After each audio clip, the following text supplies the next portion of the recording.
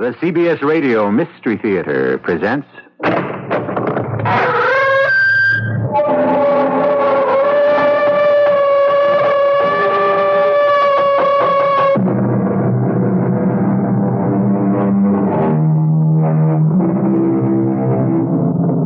Come in.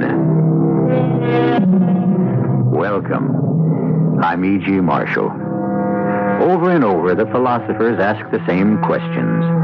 In all times, in all places, for all men, the mysteries remain. What is life? What is death? From whence do we come and where do we go?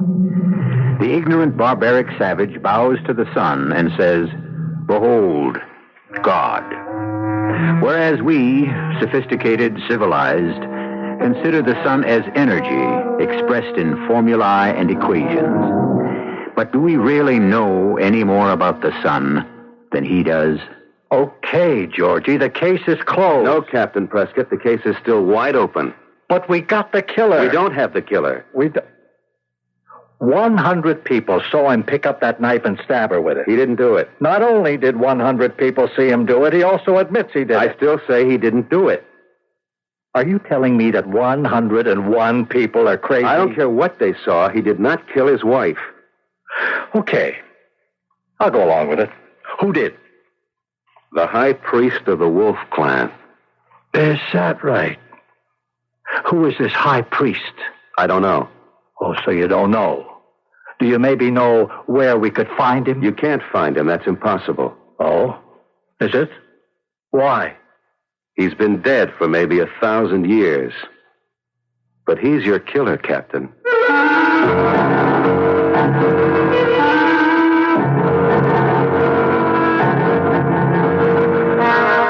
Our mystery drama, The Night of the Wolf, was written especially for the Mystery Theater by Sam Dan and stars Michael Tolan. It is sponsored in part by imported Vigna Rosé wine and Buick Motor Division. I'll be back shortly with Act One. Here is an important message from Buick. Buick wants you to know that a cash rebate of $500 will be given to everyone who takes delivery of a new Buick Skyhawk by February 28, 1975. And a rebate of $200 will be given to everyone who takes delivery of a Buick Skylark or Apollo by February 28. Buick's cash rebate program is just one of many reasons for buying a free-spirited 1975 Buick Skyhawk, Skylark, or Apollo. So see your Buick dealer.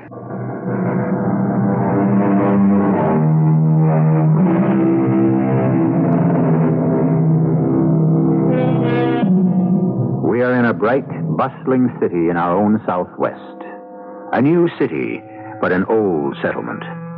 Almost 100 years before the Pilgrims landed in Massachusetts, the Spanish adventurers came here in quest of gold. And when they found none, they went away. After a while, the conquistadors were succeeded by a new breed of explorers who understood that gold doesn't have to be hard and yellow. Gold can also be liquid and black.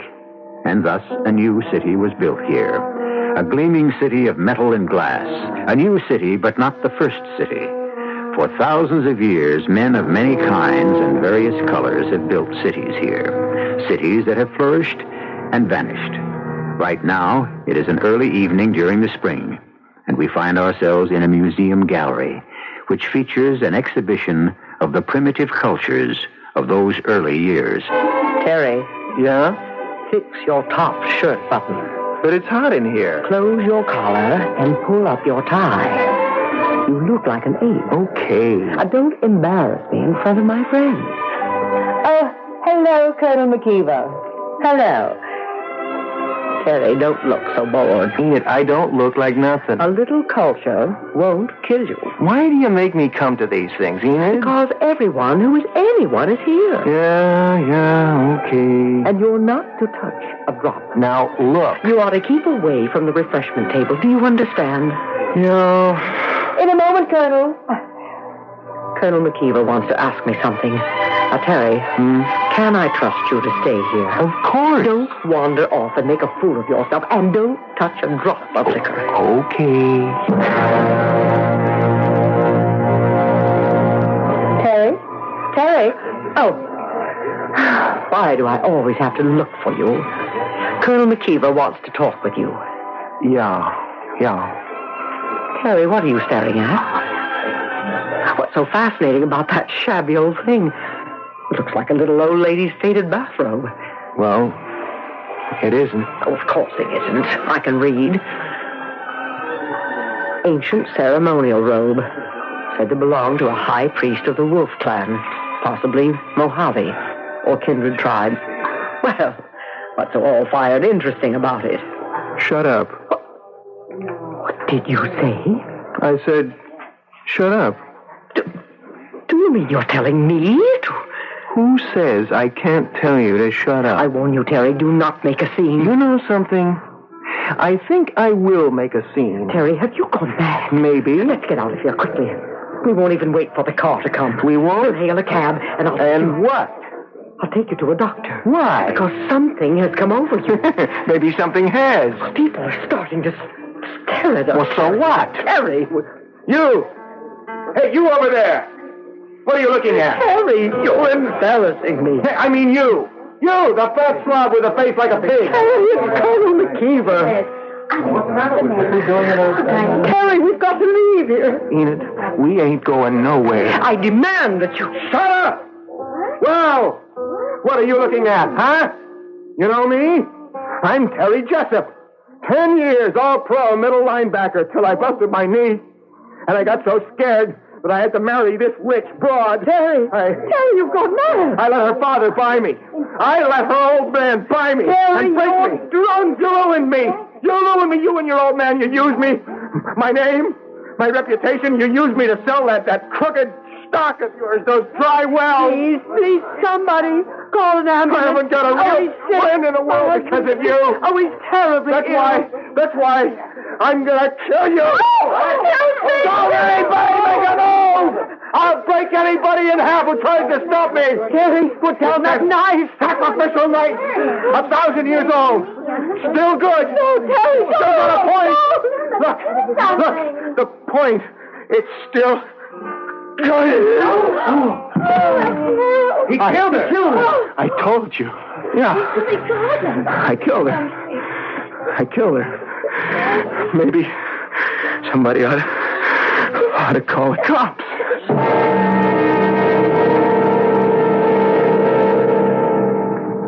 I don't know why, Lieutenant. I don't know. Just answer this. How long have you wanted to do it? Why, I never wanted to do it. I just... Yeah? Well, something just came over me, that's all. That's not true. I swear, Lieutenant... No, you forget. You killed her in front of 100 witnesses. You said that her old man bought you. I never said any such thing. Now, don't fight it, Terry. 100 people heard you. But I don't remember saying it. Do you believe it?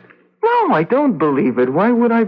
You said they used you to sell a phony stock. Well, how could... Terry, I wouldn't say this if I didn't get it from people who were standing there. You said that you lost all your real friends because of them. It's crazy. That's what you said. Well, how could I say a thing like that? I was in love with her. Still in all, Terry, you killed her. Why? I don't know. I was so much in love with her, Lieutenant. I mean it. She was the kind of woman that I wanted all my life. Girl with class. Sure. But those words you said to her, that anger that made you say them, where did the words and the anger come from? I'm telling you, I don't know, Lieutenant. I must have been out of my head. Sure. Something came over me. What? I got scared. It was like nothing I ever felt before. Like what? Something in that place. Just something in that museum. Something wild. Come on, Terry. What could be wild in a museum? It was like something set my mind on fire. And the words, everybody heard me say, I didn't even know I was saying them. And did you know you killed her? It was like something had to be driven out of me. You understand? No. Something that was wrong, something that had to die, and if she wasn't standing there, I would have killed myself. Yeah. There's something in that place. Sure. Believe me. You gotta believe me. I'm not the one who has to believe you. A judge and a jury has to believe you. It's in that place, Lieutenant. Something is in that place.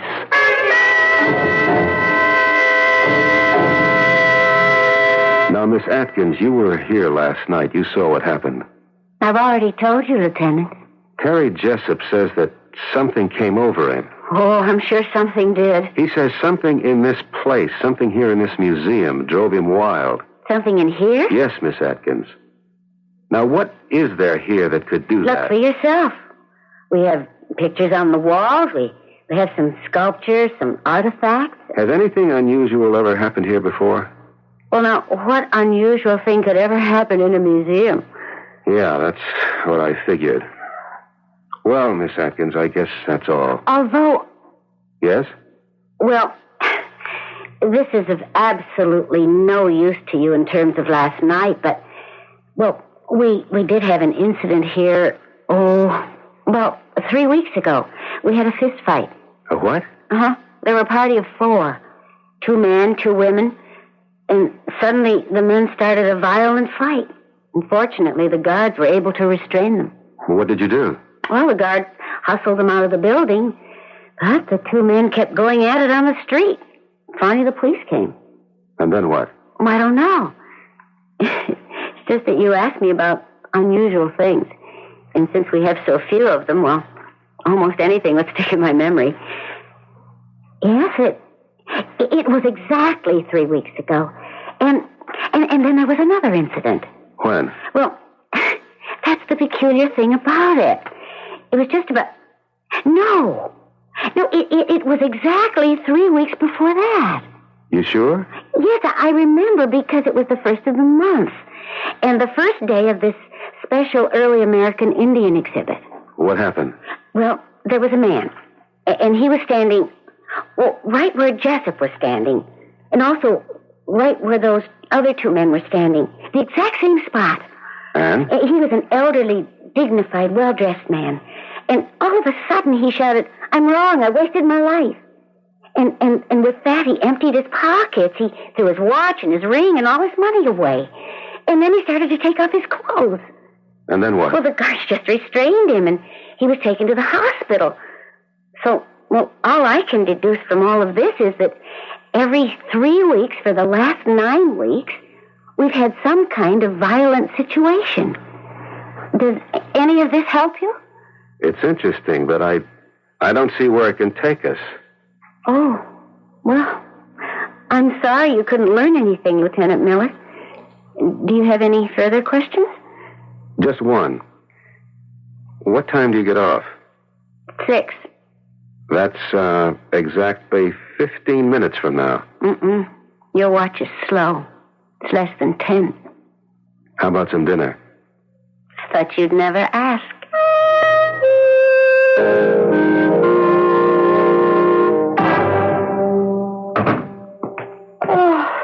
Georgie?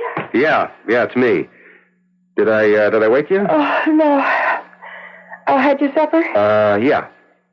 What did you eat? Oh, I don't know. I just grabbed a sandwich on the run. Oh, you shouldn't do that, Georgie. You've got to have a balanced diet. That's why I like you to eat at home when I can make sure. Okay, Myra. Did you put the money in the checking account? Georgie, you got to talk to Jerry. He won't do his homework, and the teacher sent home another note. Jenny has to see an orthodontist, I think. Okay. I'll take care of everything. When? Starting Sunday, I get 3 days off. No, but you never take your time I off. can't just walk off in the middle of a case, Myra. Where were you tonight? Where was I tonight? Where do you think I was tonight? I was with some beautiful blonde. We had cocktails and dinner. Then we went dancing afterwards at a nightclub. And then we wound up the evening in her bachelor pad. Oh, I'm sorry, Georgie. Oh, I know it sounds like I'm nagging you all the time, but there's just too much for me to do around here. All by myself. I know. But, honey, once I make captain, you'll see everything will be okay. You used to say that before you made lieutenant. Yeah, but just wait. Everything will work out. Sure, I know it will. I'll tell you what. I'll make us a snack, and we can sit up and talk. Now, honey, I'm beat. It's been a long, long day, and I got to get an early start in the morning. You understand? Sure, Georgie. I understand.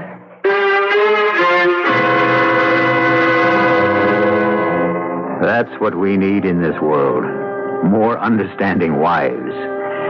Well, we've been weaving several threads here, and it seems that the museum appears to be central to all of them. And this museum will have a few more interesting, if somewhat deadly, exhibits on display for us when I return shortly with Act 2. I want that sinus medicine. Headache tablets? No, sinus medicine. Sinus tablets. Helps the headache and the pressure. Oh, you mean sign-off. Exactly. Headache pain is one thing. A sinus headache is something else. Sometimes your whole face can seem to throb with pain. You want relief. Take Sign-Off tablets. SINEOFF, the sinus medicine that gives you a full dose of pure aspirin plus a sinus drainer. Sign-Off, the sinus medicine that helps relieve sinus pain while you drain. And Sign-Off doesn't stop there. Have you tried Sign-Off Sinus Spray, the fastest known form of sinus congestion relief? It works in seconds. That's Sign-Off Sinus Spray. When sinus flares up, use Sign-Off tablets and spray only as directed. SINEOFF. Sign-Off. Exactly. Sign-Off, the sinus medicines in the bright red box. Who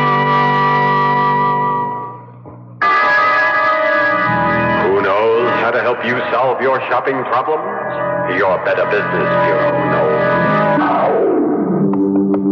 Madam, can I step inside? You see, I'm taking a survey. We're not selling anything, of course. Well, if you're sure you're not selling... Absolutely, I guarantee it. I see you have children. Do they do well in school?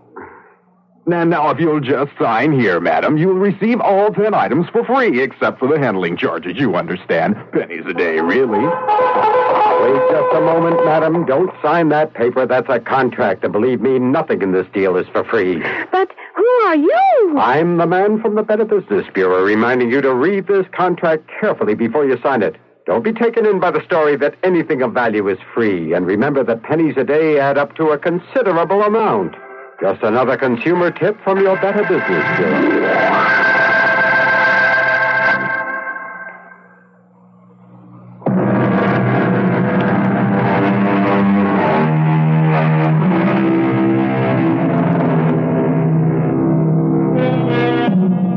The other night, Terry Jessup, an ex-football player who was considered to be, for all his size, a rather calm and gentle person, suddenly went berserk and murdered his wife. This came as a surprise for two reasons. First, everyone had always assumed that he worshipped her. Second, he killed her in a museum, of all places. You going to be home for supper, Georgie? I don't know, Myra. I'll have to call you. Why don't I just figure you won't be, as usual? That might be best. Well, promise me you'll eat. Oh, sure. Honey, you're at the age where a man can start to get all kinds of things wrong if he doesn't watch himself. I'll take care of myself, Myra. Look, honey, I know you got the kids all day in the house, but, But what? It's just how it works out. You've got your job. I have to put up with it. Well, that's just it. You say you have to put up with it. Well, I do, don't I? Like these other men in this neighborhood, they have jobs out at 9, home at 5, Saturday and Sunday off.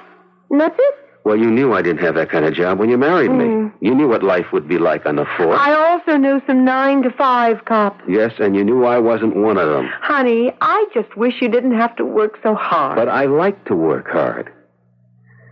You know your problem? I don't have a problem. You should develop some interests. I've got plenty to do around here. No, I mean away from here. Something that you do for yourself, so you can also develop as a person. Georgie, all I asked you was if you were coming home for supper. I'll try. Look, if we eat early, maybe you can help me paint the floor of the basement. Oh, honey, and the cold water faucet, the downstairs tub has to be fixed. Look, I'll tell you what. You make a list of all that stuff, and I'll take care of it. You know, Georgie, you never talk to me about your work. Maybe that's what's wrong with us. I didn't think there was anything wrong with us. Well, I was reading in a magazine, a wife should share more of what her husband does. Well, you know about this football player who killed his wife. Oh, if there's one sport that leaves me cold, it's football. He says something in the museum made him do it. What? Some Well, I guess you could say some spirit. Oh, he must be crazy. No, it could be true. Georgie, are you crazy? Honey, when you're a homicide detective, anything has to be considered. Don't say a word of this to anybody else. They'll say you're nuts. No, but there's evidence. Evidence? How can there be evidence? Other people. Look, you can find nuts anywhere who will...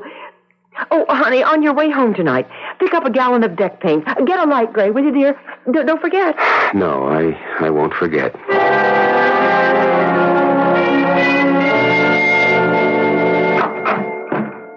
Hi. Hello, Polly. You busy? Swamped. Maybe I better come back another time. Oh, you do that. I shouldn't be here, Polly. I won't say a word. We agreed last night it couldn't. It mustn't go anywhere. Oh, yes, we agreed. That last night would have to be the end of it. I know. But the real reason I'm here is this does happen to be the scene of the crime. That's true. Something in this place made Terry Jessup kill his wife, made those other people go crazy. Something? I don't know too much about it, but it could be some kind of spirit. You think I'm crazy? No. Now, the way I figure it, these tribes, they believed in magic. It was their religion. Maybe there was some truth in it for them. And so... Well, go ahead. And so these things, these knives and clothes and the things here, the magic could still be in them. Or on them or something. Now you go ahead and call the guys in the white coats. I'll do no such thing. I always believed in that myself. But you're educated. So are you. I don't have the books. You don't need the books. Come here. Polly,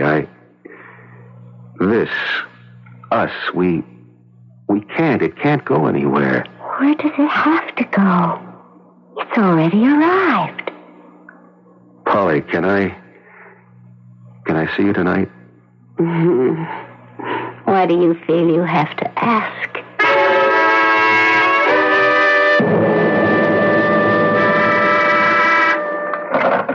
Captain Prescott. Oh. Yeah, I'll see him. Morning, Georgie. Sit down. Listen, Prescott, why am I being assigned to the Kenilworth thing? Because it's a good live murder and just a job for a smart detective like you. But I'm still with the museum killing. What is it with you? Jessup is already in the cooler waiting for his trial. It's gone past. But we have to find out why he did it. No, that's going to be for the psychiatrist to rumble about. What a field day those birds are going to have. Look, I'm running down an angle. Yeah? At the museum. Yeah. I know her name, too. Polly Atkins. What are you talking about? Come on, Georgie. Everybody knows about it. Everybody except Myra, maybe. I don't know what's happened to me. Look, it's the first time I ever stepped out of line. You have to believe that. Okay. I believe it. And I didn't even plan it. I didn't even know I was doing it. I just asked her out before I could even think of what I was saying. You still in love with Myra? Yes. Are you? No, I don't know. It's all so mixed up. She's everything I ever wanted. Who?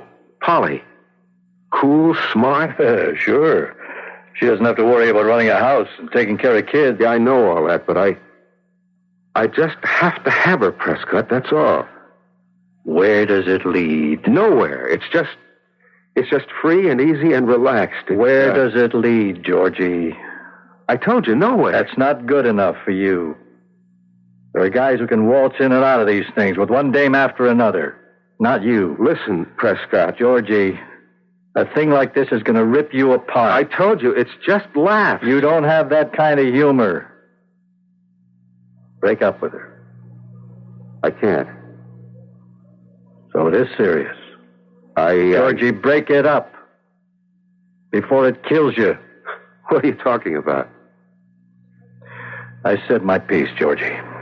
Look, I've got this lead. Just give me a couple of more days to tie this one up. Sure.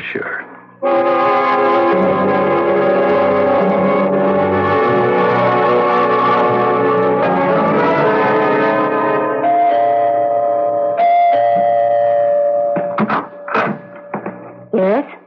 Mrs. Stanley Howarth? Yes, but not for long, Brown Eyes.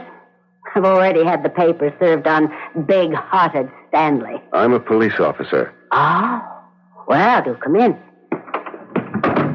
Your husband, Mr. Stanley Howarth. Do we have to talk about him? About a month ago, you, your husband, and another couple, a Mr. and Mrs. Andrew Seeley, Yeah, that's another great pair. were in the Museum of Indian Art. I still don't know whose bright idea that was. Suddenly, your husband and Mr. Seeley started swinging at each other. Why? What? Yes. Well, I don't know. Did anything happen that would have created a fight? They just couldn't start swinging at each other for no reason at all. Well, the truth is, neither of them's a great intellect, if you know what I mean. Could you just tell me everything that happened while you were in that museum? You got a one-track mind. Well, let's see. I don't know why we went there. But Betty Seeley said, let's go for laughs. Shows you where she is. So we wander around, the whole thing's a drag, and I say, Stanley, let's take off, and he says, shut up. Why? Stanley's a man of few words, and those are two of them. Well, anyhow, everybody's saying to Stanley, let's go, but he's just standing there, staring at this thing that looks like a bathrobe. A bathrobe? Well, no, it ain't a bathrobe. It's one of those old Indian robes, and he's staring at it like he's hypnotized. Yes? So, Andy Seeley puts his hand on Stanley's arm and says, let's go. And Stanley pushes him away and says, you're the one who ruined my life, and on account of you, I'm a crook today. What did he mean by that? Well, Stanley and Andy, they're partners. Well, they put together deals, and all I can say is they never lose money. Then what? Oh, I never seen Stanley so mad. Or Andy either. Each accused the other guy of dragging them down. You know what I mean? I don't know what got into either of them. And they started slugging. I mean, they'd have killed each other. Well, it took the museum guards and the cops. I know. They were booked and then released on bond. What happened later? These two crazy guys, these two nuts, they actually gave away all their money. What? Well, fortunately, I got some of Stanley's in my name. But they spent days in the office investigating worthy causes. And they just got rid of all they owned. Could I see your husband? Yeah, sure. If you want to go to India to look for him. He went to India? Well, was it India or Africa? I don't know. Might have been South America. Why? To do good work. Can you tie a thing like that? Any wonder I want to ditch him? Well, thank you very much, Mrs. Howarth. Anytime. And now that you know the way, don't be a stranger.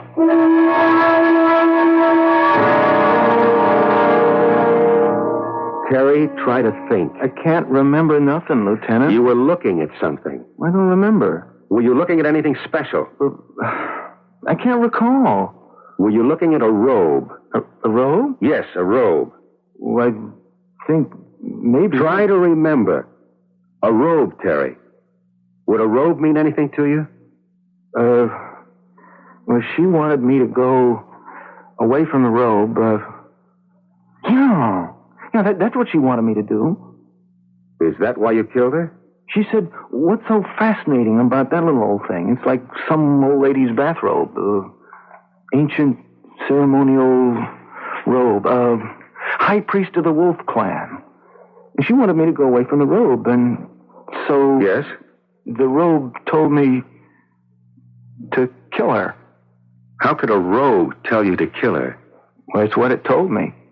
You mean the robe was able to speak? No. It wasn't in words. It was a force inside of me.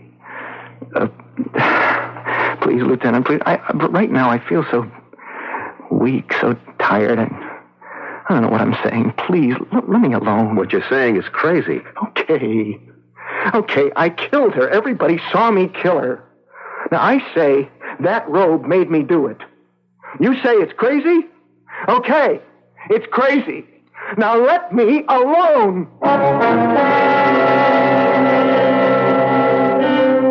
What does science have to say on the subject? Science, in its wisdom, states that matter cannot be destroyed. Philosophers agree in principle because they claim that ideas cannot be killed. So if there was something in that ceremonial robe originally, who is to say it isn't there yet? It's been there for 1,000 years, and it will still be there in a few moments when I return with Act 3. You're driving a car you knew you were going to buy the minute you saw it. Skyhawk. Buick Skyhawk. You just knew a car this streamlined would be easy on gas, and you were right. In published EPA mileage test results, Skyhawk got 25 miles per gallon on the open road and 16 in the city. Skyhawk. It's rakish, it's low-slung, it looks European, but it's a Buick. Living free.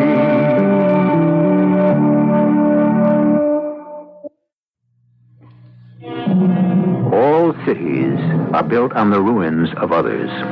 And so what we have is not something that is brand new, but usually is just another layer. And if we dig into the ground, we find the things of those people who have come and gone before our time.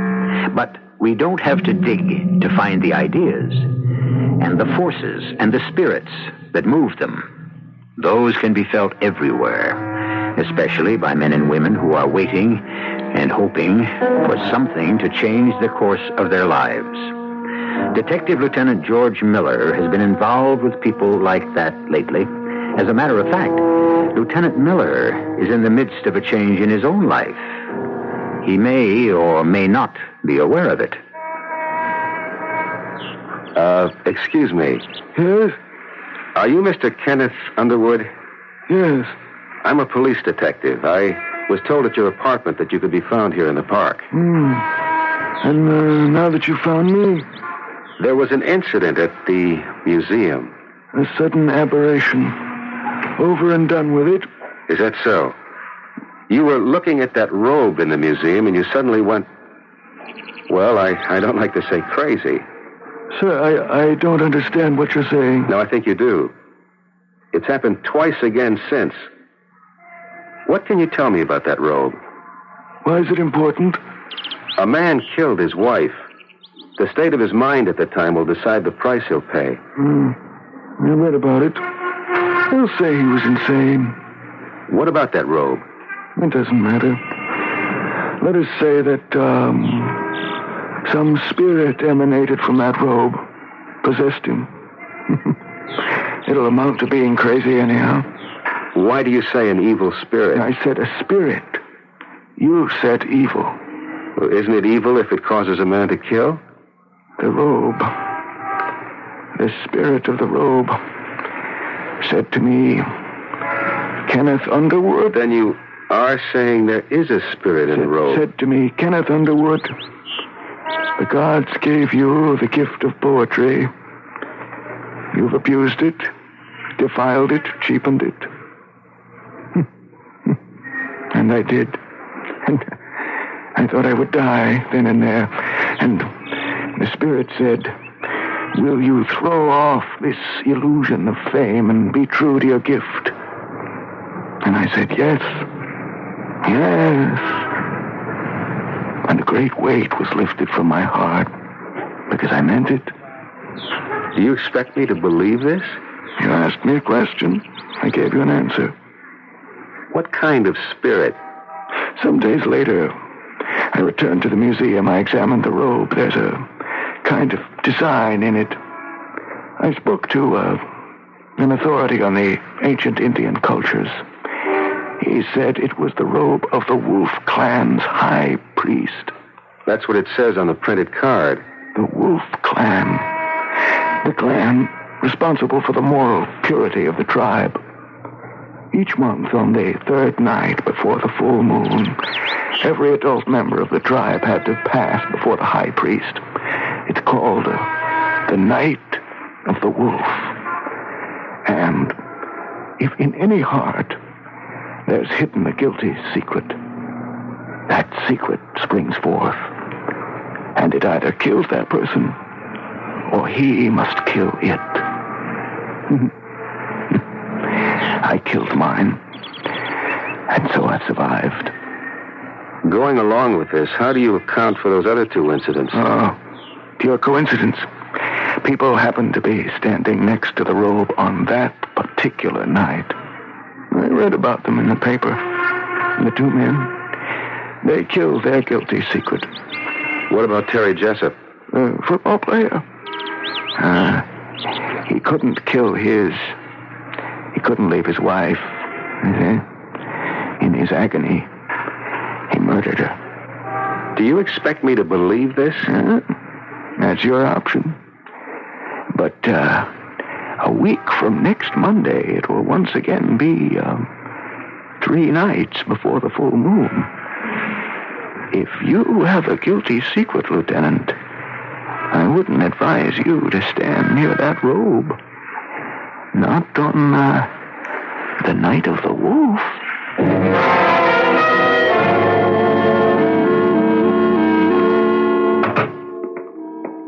Myra? Georgie, I didn't expect you. What do you mean you didn't expect me? Well, honey, you usually don't get home for dinner most nights. Well, I always call. Where are the kids? Oh, well, you know, Tuesday's Jerry's night for the Cub Scouts. And Ginny's sleeping over to friends tonight. I didn't prepare anything. That's okay. You want to go out and eat? Well, no. Okay, then let's just spend a quiet evening at home. We're entitled to it. I don't know if I can, honey. Why? What's the matter? Well, you said I should get myself an interest. I did. What do you mean? I took up bowling. Oh, well, that's great. Yes, we have a neighborhood league here, and tonight's our night. Actually, I was just on my way out the door. Oh, well, then why don't you just go ahead? Well, you see, Georgie, I'm captain of the team. It's an important game. I understand. Otherwise, I'd call it off. No, sure. Look, I will call them and say that something has come up. No. I'm going to turn in early anyhow. Oh, you sure you don't mind? Honey, you go out there and roll a 300 game for the old man. Oh, silly. I'll be home early.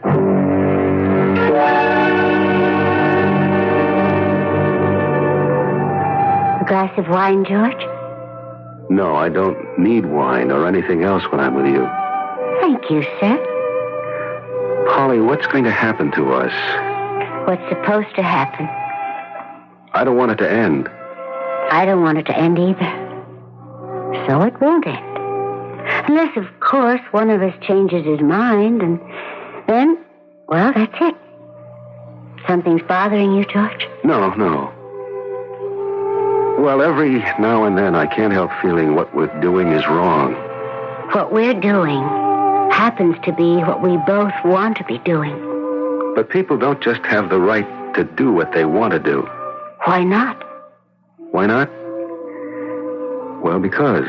Yes? Because? You know something?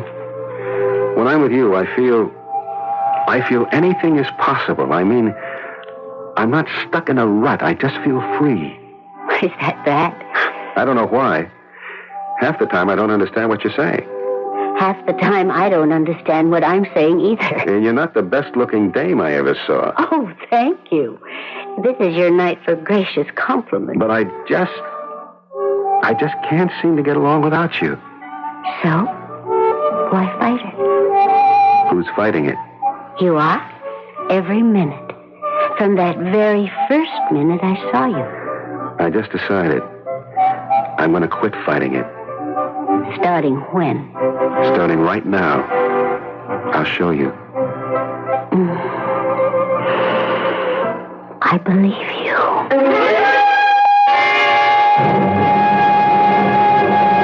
How much longer you want to fool around with the museum murder case? That's why I want to see you, Prescott. I want you to take me off it. You're off. As of right now. What happened? Nothing. I don't want to go near that place again. Meaning what? Meaning what I said. Does that include Miss Polly Atkins? Miss Polly Atkins is my affair. That's very well put. Look, what have you got for me to work on? What I've got for you is 1 week's sick leave. Sick leave? You better take it. Why? You look terrible. I never felt better in my life. Don't hand me that, George. This thing with Polly it's killing you. Are you out of your mind? Down deep. You're hurting yourself. Badly. Because this thing... It's wrong. Who says it's wrong? Everything you were taught to believe since the day you were born says it's wrong. That doesn't make it so. It makes it so for you. Don't you think I'm trying? I say I'll never see her again. But the next But day... let's not get confused with any of that. It's just wrong. That's all. It can't be. It seems that the two of us, Polly and me, we just belong together.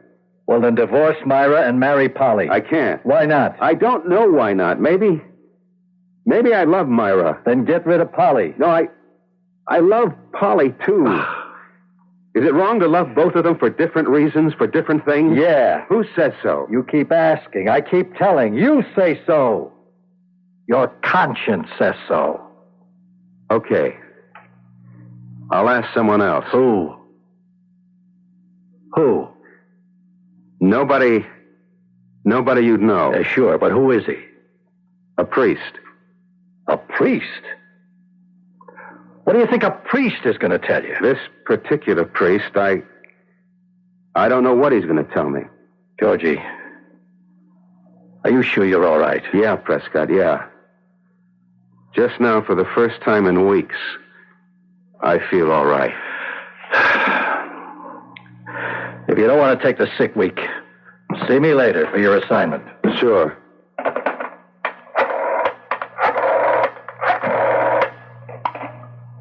This is Lieutenant Miller of the police department. I want some weather information, please. What will be the third night this month before the full moon? I have to know exactly.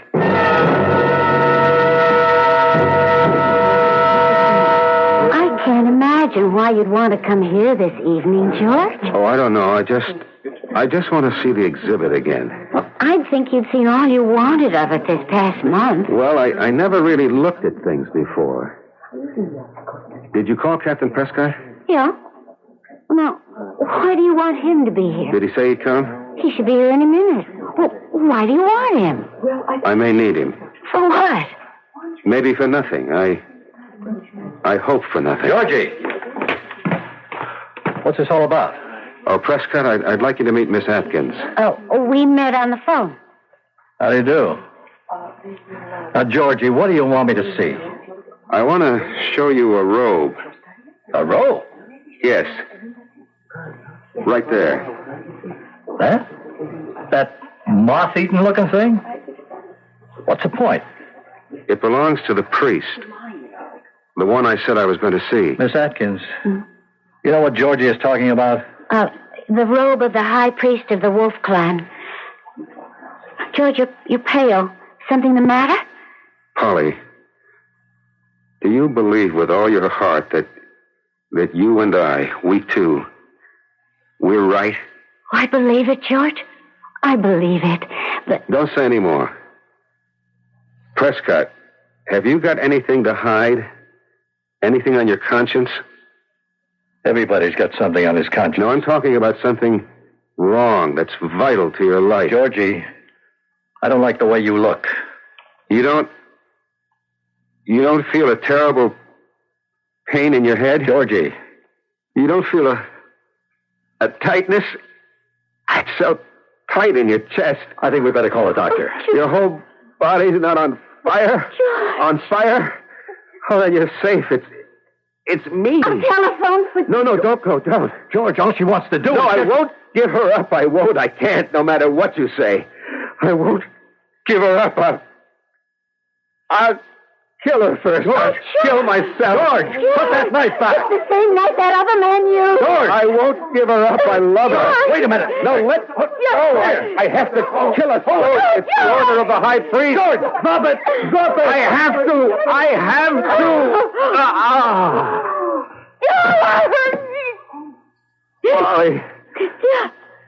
Polly, I'm sorry. Quick, call an ambulance. No, don't bother. The high priest, he said, funny, he said, drive her out of your heart, even if it kills you.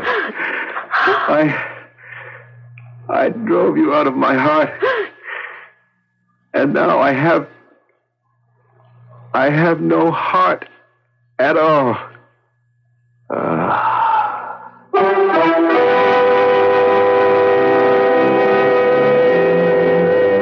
Who knows who sentenced Lieutenant George Miller to death? A conscience which everyone has? A sudden heart attack, which anyone can get? Or was it the verdict of the high priest of the ancient wolf clan? I'll be back shortly.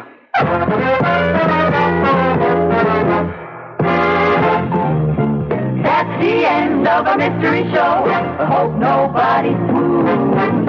So long, folks, it's time to go.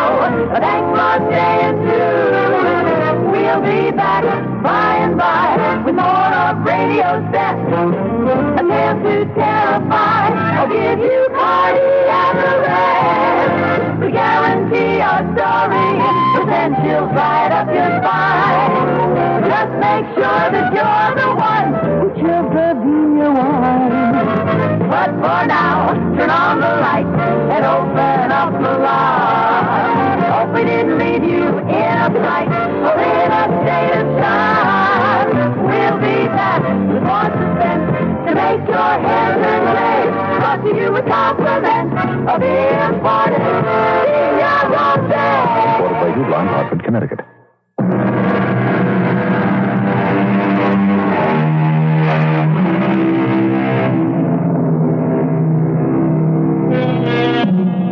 It has been said, when a man lives with truth, there also will justice dwell.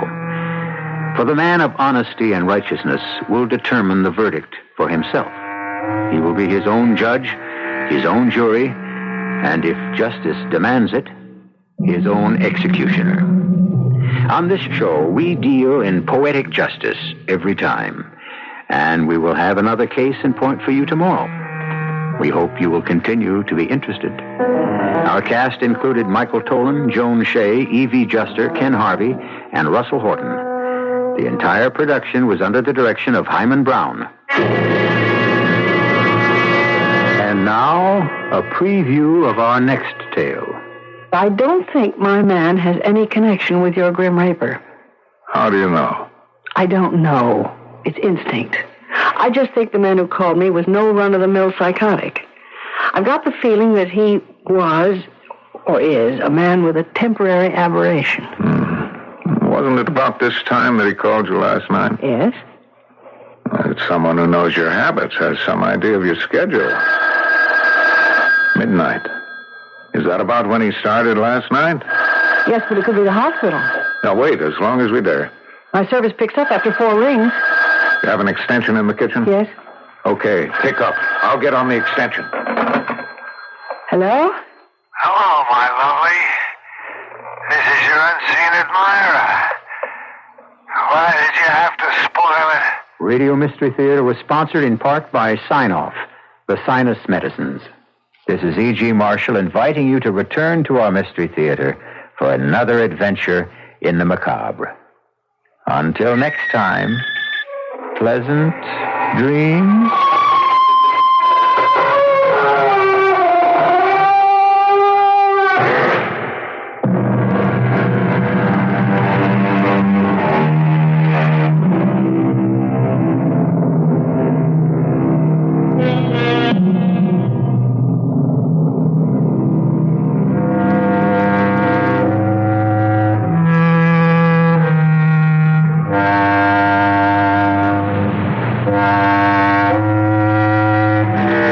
WBBM Chicago, News Radio 78. The time is 11:25. It's 31 degrees at Midway. The CBS Radio Mystery Theater presents...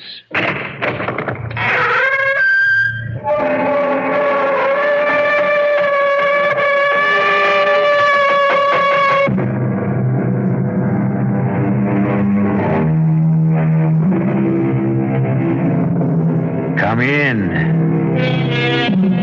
Welcome. I'm E.G. Marshall. Welcome to the universe of the uncanny. We live on such a tiny surface of space and time and try so hard to shut out the mass that lies beyond. But when the whispers die out and the echoes cease, a force still fills the void that remains. Evil spirits, malignant and destructive, waiting in limbo to be summoned by the foolhardy. In our tale, a young and talented student of the Talmud turns to a secret body of occult doctrine, the Kabbalah. to conquer death itself. Simon, why do you punish yourself so? To reach an exalted state. I wish to attain the possession of a clear and sparkling diamond and melt it down in tears, then inhale its essence into my soul. I want to attain the rays of the third planet of beauty. I want 2 barrels of golden pieces for him who can only count in gold. Please, Simon, my father is not greedy. He only wants a bright future for me. And your bright future is paved with gold. Be careful, my son. You are on a slippery road. No holy powers will help you achieve what you want. If the holy powers will not, then I must... Don't say it, Simon. You terrify me. Then I must find my way along another path.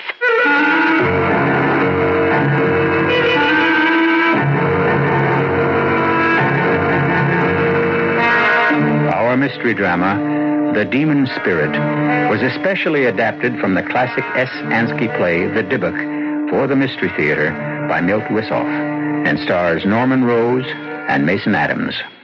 It is sponsored in part by Buick Motor Division and Anheuser-Busch Incorporated, brewers of Budweiser.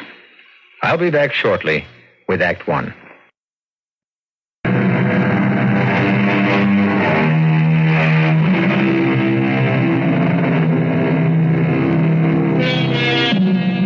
Black magic is rooted in the darkest corners of our mind and emerges only when we feel the insatiable need for power, money, love, any desire that becomes obsessive when withheld. It has always been so. Man has invoked the aid of spirits since he first evolved. What could be more natural for primitive man than the urge to call upon the supernatural when confronted with the sinister demons of wind, fire, and water? Civilization has only spread a thin veneer over this ancient instinct, a veneer that vanishes completely in our tale concerning a young theological student, pure of spirit, who invokes terrible forces in his quest for love. It's Simon, Rabbi. I've returned. May I come in? Simon. Oh, come in, my son. Come in. So you've finally come back.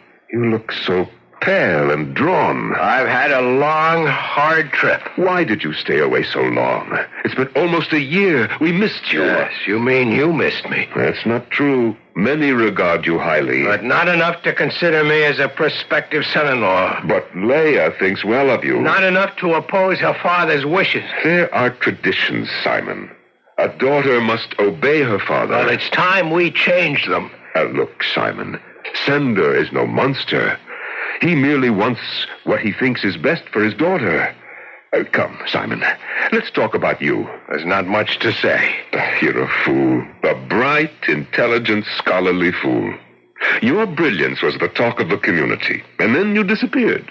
Where did you vanish to? At first, I just wandered aimlessly, and then one day I heard about this small village where a great scholar and wonder worker lives. A man so steeped in the ritual and lore that he can make miracles. And did you find him? Yes, Reb Meyer. I found him after months of wandering. Is he truly a worker of miracles? Even more wondrous than I had heard.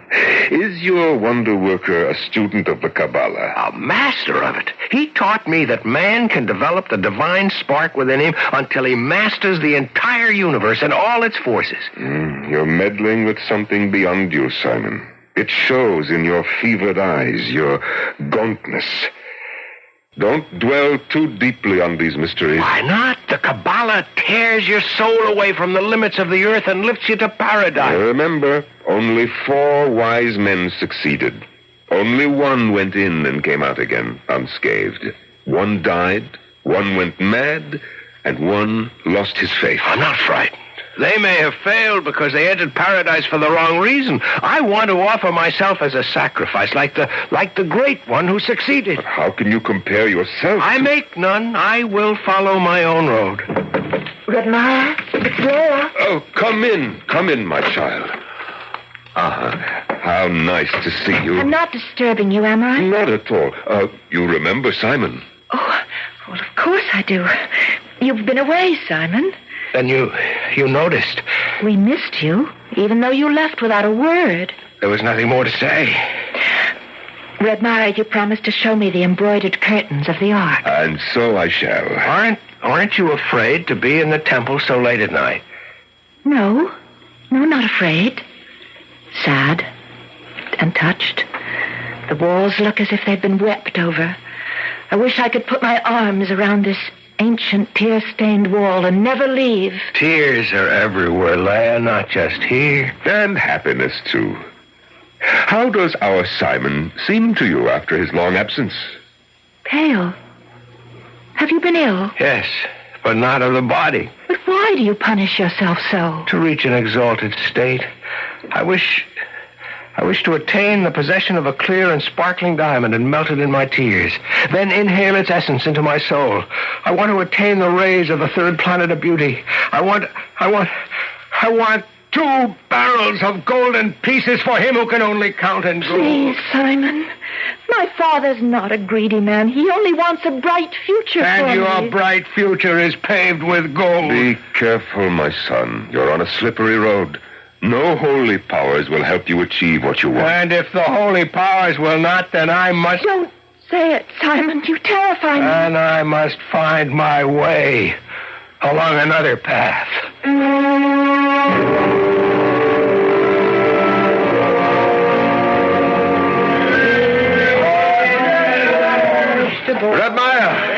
Redmire! Ah, good day to you, Sender.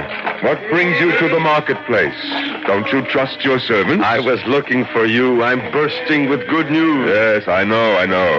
How could you? I've just... In a closed community, nothing stays secret very long. Congratulations. Who is this paragon you've betrothed your daughter to? A fine young man, completely worthy of becoming part of my family. I was curious. Tell me, why did you stand in the way of Simon? Simon, but he's only a poor student. How would he fit? With the rich house of Sender? He loves Leia, and I'm sure that she loves him. She will love her bridegroom as well, I assure you. How can you guarantee what you cannot control? A heart is not a machine. I know my daughter. Redmire, I would like to talk to you about the arrangements for the wedding. No, not here, Sender. Here one buys food and drink, not a life. Come to the temple, and we will talk.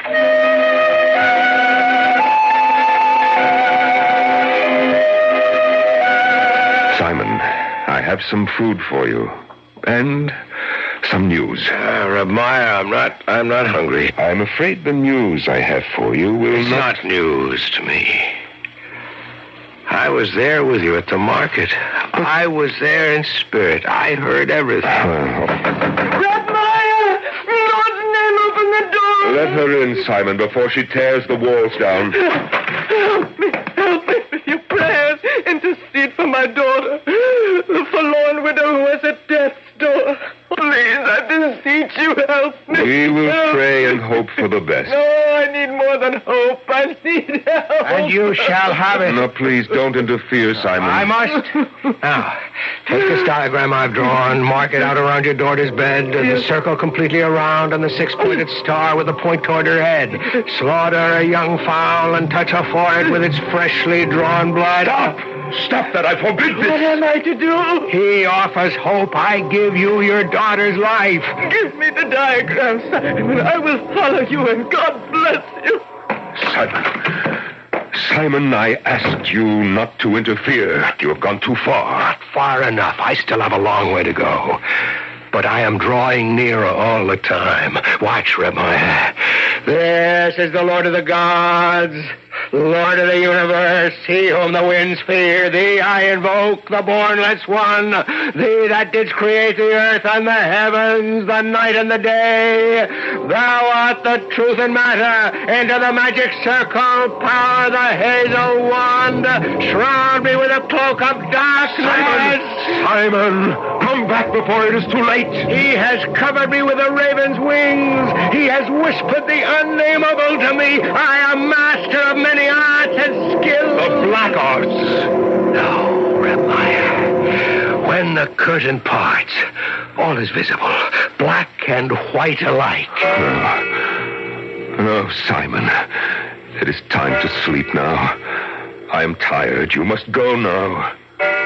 I'm no longer welcome here. You are to me, my son, but not to this temple. Go now.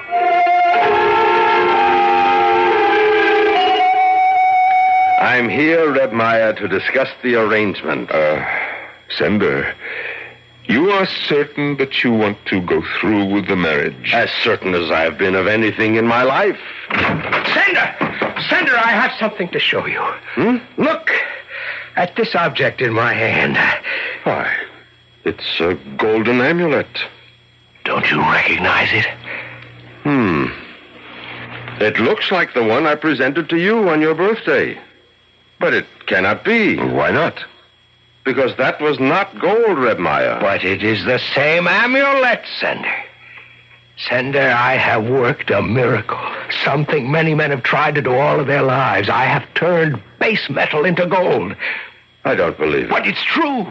Give me any object and I will convert it to gold for you. Think of it. I can make you rich beyond your wildest dreams. I couldn't allow you. Please, Sender, take my offer. Please. All I want is Leah's hand in return. Impossible. I have given my word. Weigh your word against gold, No, Sender. I must weigh it against my daughter's happiness. And that is my concern above all. Thank you, Simon. I bear you no ill feelings, but my daughter will be married as soon as Reb Meyer can make the arrangements. How can that be, Reb Meyer? I've done everything. The fasting. I've worked with the word, the spells, the symbols, all in vain. What will be, Simon. Stay with me now. But what remains for me? What is there I can still do? Black Rider, fling back your hood. Demon and master, show me the way. I see. Thank you, the secret is revealed. I see you now. I see him, and I see... Oh, Simon, what is it? I have won. Ramaya, I have won. The bride is mine.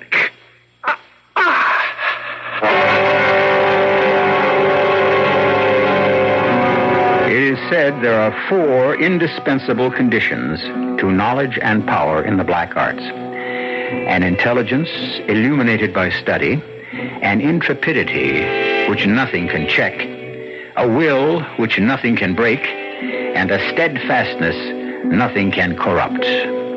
Simon, it seems, was master of all. Will he then prevail even after death? We shall know more when I return shortly with Act 2.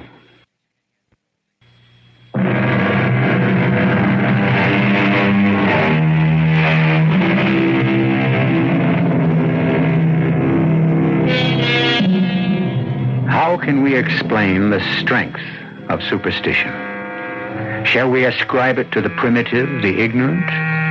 Then how can we explain the fact that British witch covens celebrated All Hallows Eve before tremendous crowds with rites involving the magic circle, the magic knife, weird incantations, and all the other trappings of the occult?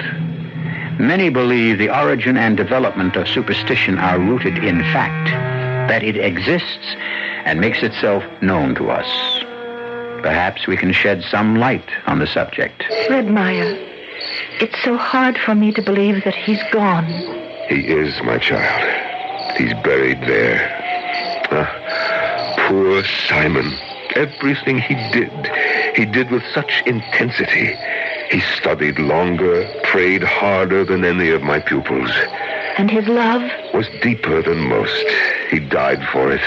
I had a dream that I was wandering in the meadow when a storm arose, and I hid in a small hut until the rain stopped. It was very early morning, and the vapors rose over the fields. And as they swirled, they took shape. Red Meyer, it was Simon that appeared in my dream. He called to me, but I couldn't hear. And then he beckoned to me to follow him. But when I did, I awoke. It was a dream. Nothing more. We must leave here at once. Answer me, Red Meyer. Is Simon stronger than death? Is he still here? No, Leah. He is dead. You must remember that. He is dead and he will never come to life again. And you must live, my child. You must live with the living. Come now, let us go. I thought I heard him so clearly. We'll meet again, my bride, my beautiful Leia. No one can take you from me now.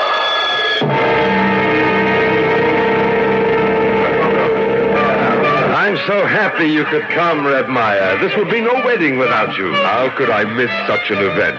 Did you happen to meet the groom's party? They should have been here by now. The bridegroom will arrive on time. That's not what you need worry about. What do you mean?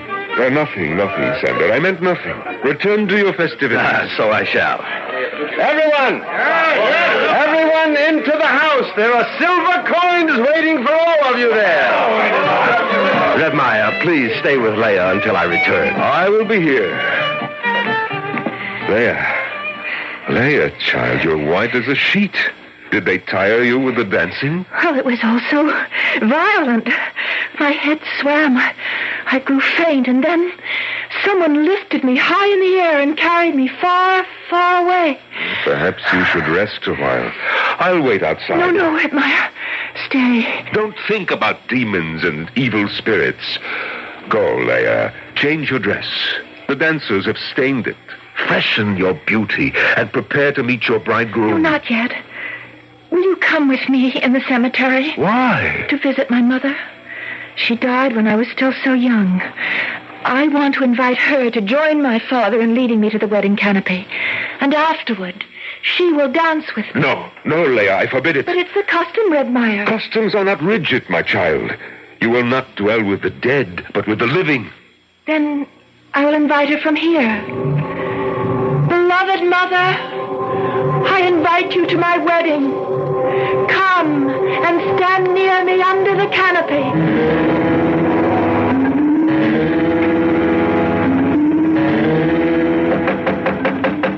Who's there? Your father, dear. May I come in? Oh, Father, of course. Why are you still sitting here, child? Oh, I was just thinking. Grandmother says I must go to the graveyard. You have my permission. But Red Maya says I should not go. He's an old man, set in his ways. Go, child. Go to your mother and shed your tears. May I invite her to the wedding? Of course. And your grandfather as well. And I would also like to invite someone who is not related. It is forbidden. If you invite a stranger, the other dead may take offense. He's not a stranger. In our house, he was like one of us. I think I hear. Yes, it is the wedding party. Your bridegroom, Menashe. He's arrived at last. But, Father, I wanted to... Not now, Leia. I must meet the wedding party. Hello. Wait there. I'm coming. Welcome, Menashe. How was the trip? Oh, we had a hard and bitter journey. We lost the road and wandered about the fields for a long time. Menashe, you're shivering. Are you cold? Yes, I felt this chill since I approached your town. Penetrates the marrow of my bones and fills me with an uncertain and unknown dread. What is it you fear? I don't know. Come, let's have a drink on your safe arrival. It will warm you and drive away the demons. Who is it? Open the door, Sender. What is she? What's happened? What is it, Red Maya? It's Leia. Bring her in. What? Put her on the couch. My baby. What has happened? You can go now, all of you. What is it, Red Maya? My God, is she... No. She's in a coma. How still she is. How lovely. How did this happen? She went to the grave, despite my warning, and wept. And then suddenly she started to talk incoherently. No one could make out a word she was saying. And then she fainted. Oh. Leia, do you hear me? Everything will be all right. Who is this man? This is Menashe, your bridegroom. No, that's a lie. He's not my bridegroom, nor will he ever be. My child. What has come over you? I will not marry Menashe. or any other man I do not choose. Sleep. Sleep now, Leia. Sleep and rest. We will talk about this in the morning. But we were to be married at noon. Yes. Is it wise to delay? Not wise, perhaps, but necessary. If you value the life of your daughter.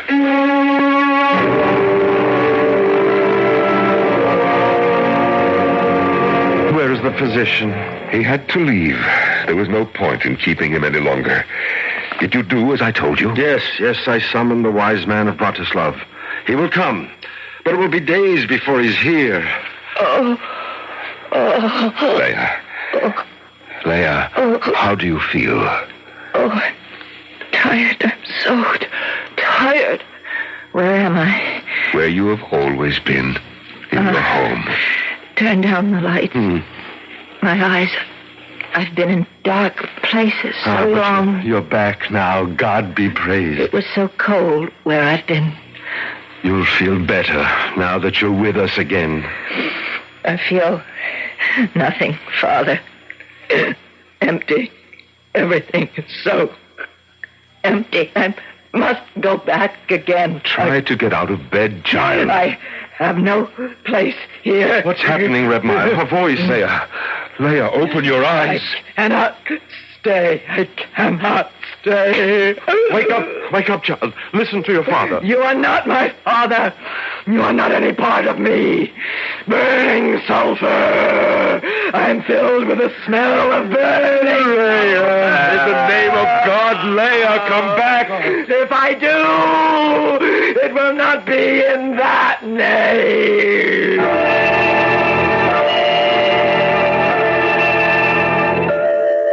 2 days, Redmeyer. 2 days she lies there, and still no sign of the wise man. He will come, Sender. Be patient. Be patient? How can I? She was all I lived for. I have no patience either, Rebmeyer. I love her so deeply. I cannot wait until we are man and wife. But you hardly know her. I know her as well as I have ever known anyone. She is dear to me. What more can I say? Open the door, Menashe. A good day to you, Reb Nissen. And a good day to you, Rebmeyer. Thank God you've come. We've waited so eagerly. That's not an easy journey from Bratislav, you know. Can I offer you something? No. I wish to examine your daughter first. Oh, poor child. She hardly seems more than that. How long has she had that mark on her cheek? I have never noticed it. It seems more like a shadow. Yes, a dark shadow. I've seen it before.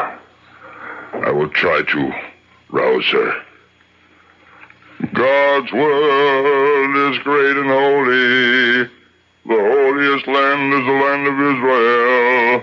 In the land of Israel, the holiest city is Jerusalem.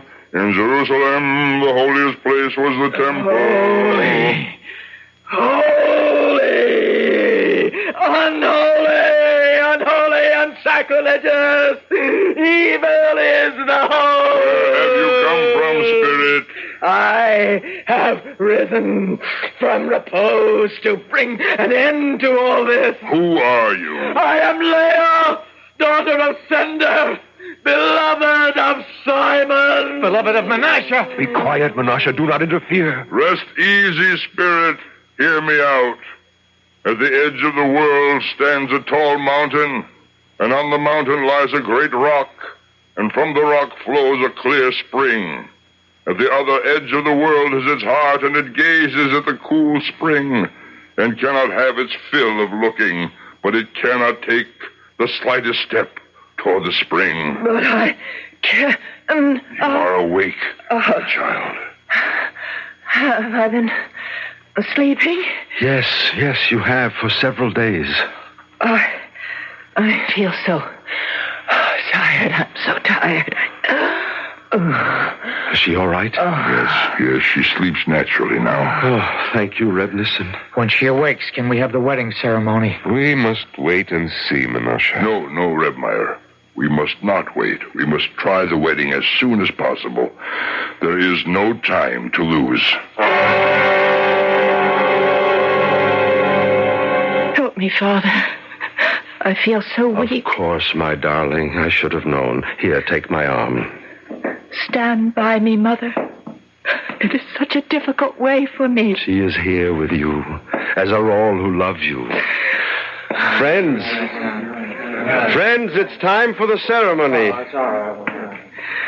There's your Menashe. Look at him. So tall, so handsome. Quicker, Father. We must hurry. As we stand under this canopy... I will not stand under it. Come, closer, Leia. No, come under the canopy. I will not. Send her, usher her under. Ready the candles for the sleeping dead to wake till they are burnt down and spent. This is our final song until we return where we belong. Be still, my child. In the name of the King, our Lord, be still. Close the steps carefully, for this place is chosen ground. 7 times we turn around within the magic circle. 7 times we turn about. Menashe, do you take this woman to be your wife? With all my heart. Leia, do you take this man for your husband? Never! Leia! Never! He's not my bridegroom! Rebbe, continue. Never! Holy bridegroom, protect me!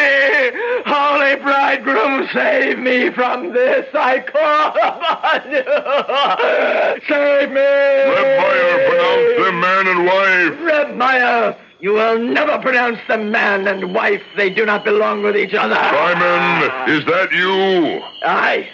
It is Simon, Reb Meyer, come back for my destined bride, and I will never leave her again. You must not do this, Simon. Simon, what is happening here? Yes, Simon, my greedy friend. Simon, you murderer. You killed me, but you could not kill our Lord. Reb Nissen, my daughter. She's gone mad. No, Sender, not mad. She has been possessed by a Dibuk. An evil spirit has control over her.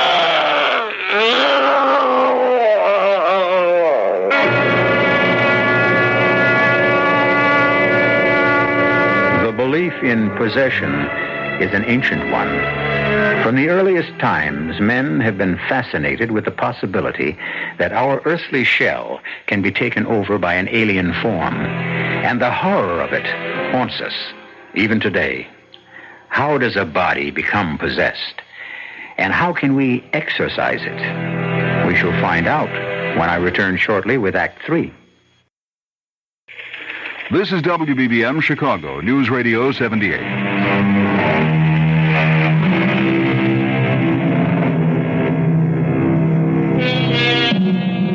How did this act of possession begin? Certainly the setting of the Dybbuk was its basis. A closed world which, despite its proximity to the 20th century, had not as yet purged itself of faith in magic-making. A world heavily tarnished with superstition. And yet, it was a world pervaded by a mystic sense of the immediacy of God, of the miraculous, and the power of man. In such a world, the natural and the supernatural, the living and the dead, seem to flow across one another in a continual contact. A world where the daily routine of life absorbs and becomes a symbol of eternity. Please, Reb Nissen. I know you're tired, but my daughter lies in grave danger. Her soul is at stake. I know. The misery and anguish of the world reach out to me. Every plea pierces me as a needle, and I have no more strength. I can go no further. Rabbi, you cannot desert me in my hour of need. Help me. Save my child. If I can. Now, the Dybbuk. You knew him well. He ate at my house regularly until he left one day. When he returned to our town, he was meddling with the Kabbalah and came to grief. By what powers? They say by evil spirits. Did you cause him pain or shame? Try to remember. I don't know. I don't remember. All right. Bring in the girl. Come in, Leia.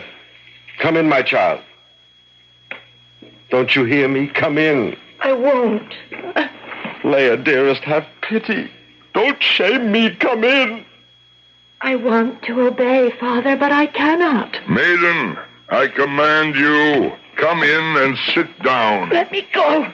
I refuse. Dibuk, I command you to say, why did you enter the body of this maiden? I am her destined bride. Our holy Torah forbids the dead to abide among the living. I am not dead. You are departed from our world. You are forbidden to return until the great ram's horn is heard. Therefore, I command you to leave the body of this girl. Listen, I know how powerful you are, how invincible.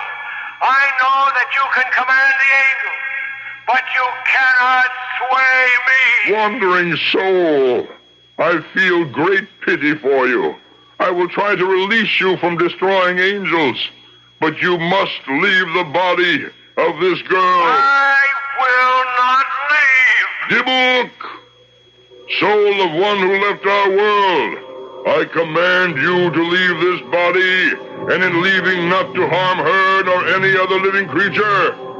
If you do not obey, I will proceed against you with anathema and excommunication, with all the powers of exorcism. I do not fear your anathemas, and I do not believe in your assurances. In the name of Almighty God, I charge you for the last time. Go, or I will give you over into the hands of the destroying angel. In the name of Almighty God, I am joined with my destined bride, and I will not part from her forever. Sender, have white robes brought. Bring 7 ram's horns, 7 black candles. Then take from the holy ark the 7 sacred scrolls. Wait, Rebnison, do you believe in justice? In justice and in truth. Then I demand that Sender be brought before a rabbinical court. I demand a trial. On what charges? I charge Sender with spilling my blood. I am the son of Abraham ben Rivka. I bring charges of an obligation that Sender had to my father, which he did not fulfill. In that case, I will postpone the exorcism until tomorrow noon. Sender, do you remember the Dibuk's father, Abraham? But he's dead these many years. Know then that you will be summoned to trial to answer his charges. Heaven help me. What does he want of me? What should I do? You must accept the summons. I will do as you say. Send for the bridegroom Menashe. He must be at the trial as well. When the Dibuk leaves, the marriage will take place. Almighty God, help me to find peace.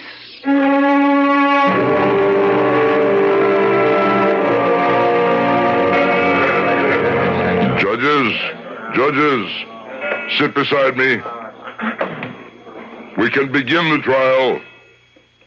I call upon Sender. I am here, Rebnison. Will you accept the verdict of this court? Yes. Will you carry out our decision? I will. Sender, Abraham claims that in your youth, you were students, that your souls were bound together in loyal friendship. You were both married in the same week, and each of you pledged that if his wife should conceive and bear a child, the one a boy, the other a girl, the children should wed.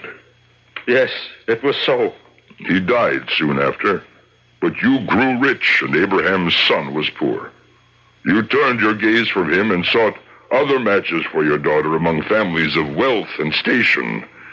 Abraham saw how his son was plunged into despair and went wandering, seeking new ways. And the powers of blackness spread their nets for him and captured him. Sender, did you hear the charges? What do you have to say in your defense? I have no words for my defense. None. But I beg my old comrade to spare my child. For I did nothing out of ill will, I swear to you, Abraham. After you departed, I did not know what happened to your wife. She left our village for the home of her people. I never knew she had a son. Abraham asks why, when his son was received into your home, sat at your table. You never inquired who he was. I do not know. But I can swear I was always drawn to him. Abraham declares that deep in your heart you recognize Simon. That is why you never asked who he was. You sought riches for your daughter, and in doing so, you thrust his son into the abyss. I cannot say. I have no answer. This tribunal has heard the arguments and now delivers its verdict. Sender, you are held guilty on the charges brought by Abraham. You will give half your wealth to the poor, and as long as you live, you will light a memorial candle on the anniversary of the death of Abraham and Simon, and recite the prayers for the dead as though they were your own children. Now, let us proceed with the marriage ceremony.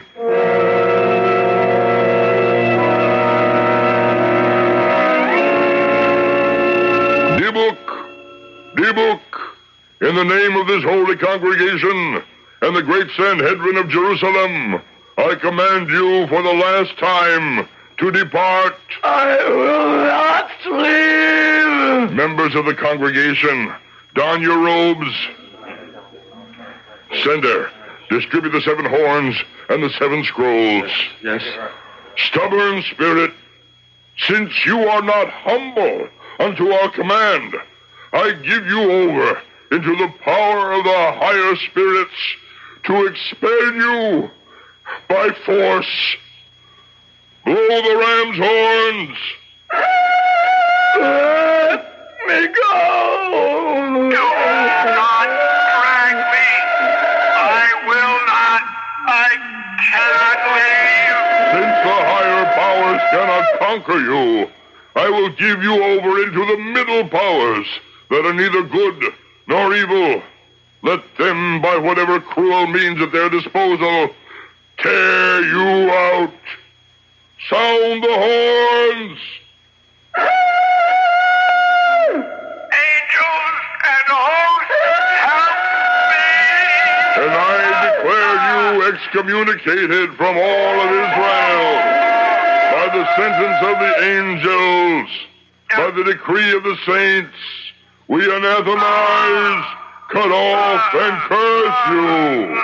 The Lord blot out his name under heaven and set him apart for destruction.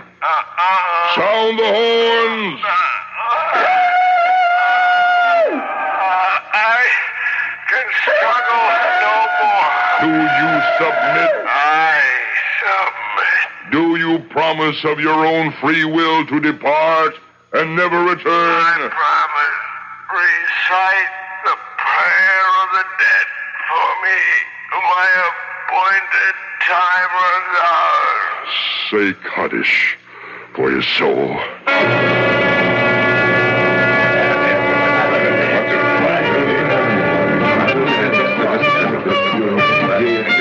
Oh, Father, I'm so sad. Help me. Do not be sad. Let your heart be light, and may holy cherubim cradle you in their wings. Do you hear? They're going to dance around the holy grave so that my dead mother may rejoice. Do not tremble, child. Do not be afraid. You are guarded by 60 giants with drawn swords. Our holy patriarchs protect you from evil. Simon, I hear your voice, but I cannot see you. A forbidden circle rings you round. Your voice sounds as sweet as the weeping of a violin on a silent night. Oh, who are you? I have forgotten. Only in your thoughts can I remember myself. I remember now. My heart was drawn to you as a bright star. On silent nights, I have shed sweet tears. And always in my dreams, I saw... Was it you? It was. Yes, I remember. Your hair was soft and it glistened as though with tears. Day and night I thought of you. Return to me, my bridegroom, my husband. I I will carry you in death in my heart, and in my dreams we will rock our unborn babes. We will sew them clothes and sing them lullabies. The wedding procession has started, Leia. We must go.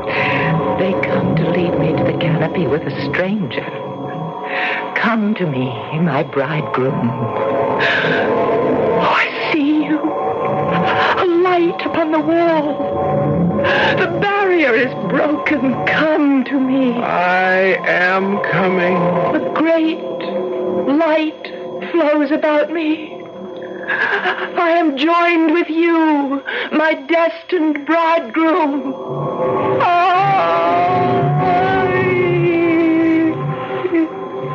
Too late. Blessed be the true judge. May their poor souls find rest.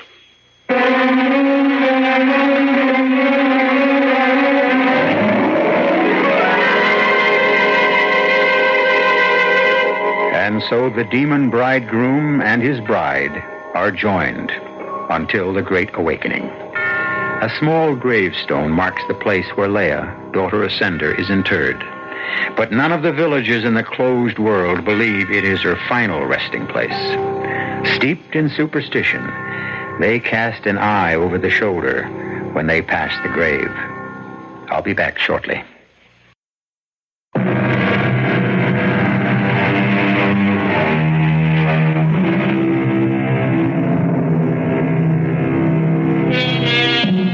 We scoff at the supernatural, but not in the dark, when strange sounds echo.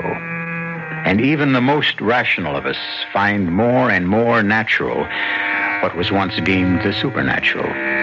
Minds have been linked across great separations of space without visible means of contact.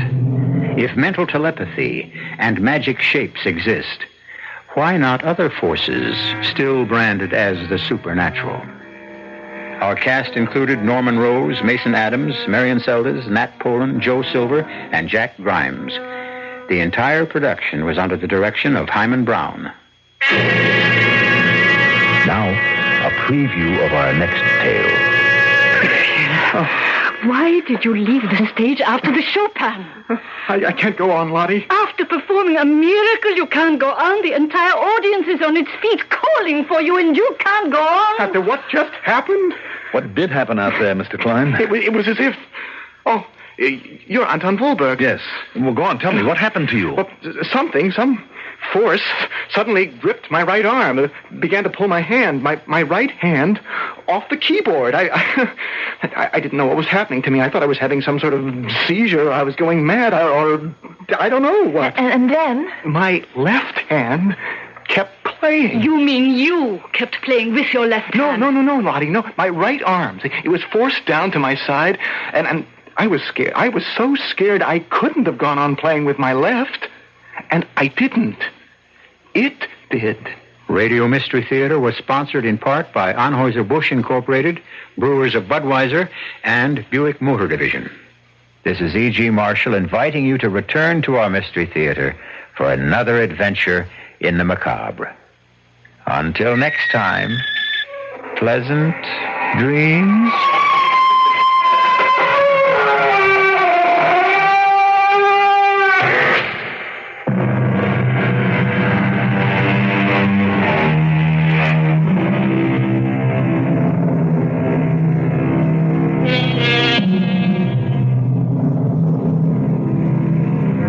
CBS News in 1 minute on News Radio 78. The CBS Radio Mystery Theater presents...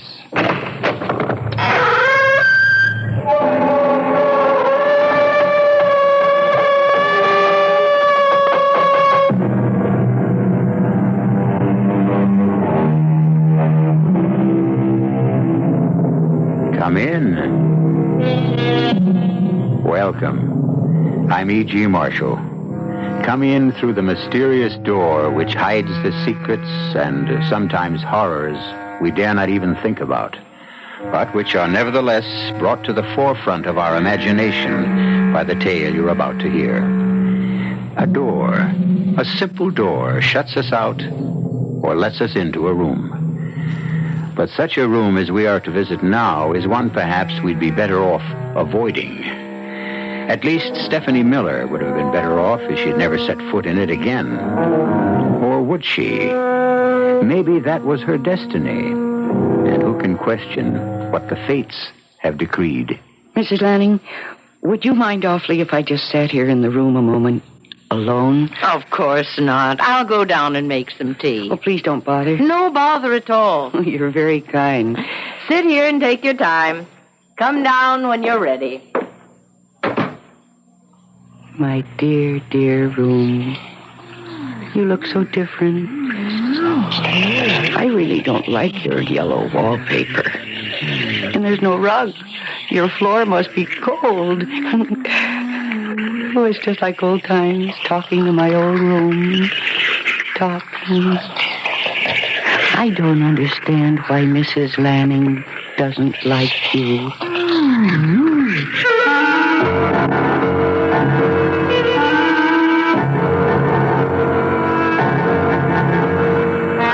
Our mystery drama, Stephanie's Room, was written especially for the Mystery Theater by Bob Juran and stars Mercedes McCambridge. It is sponsored in part by Contact, the 12-hour cold capsule, and Anheuser-Busch Incorporated, brewers of Budweiser. I'll be back shortly with Act One.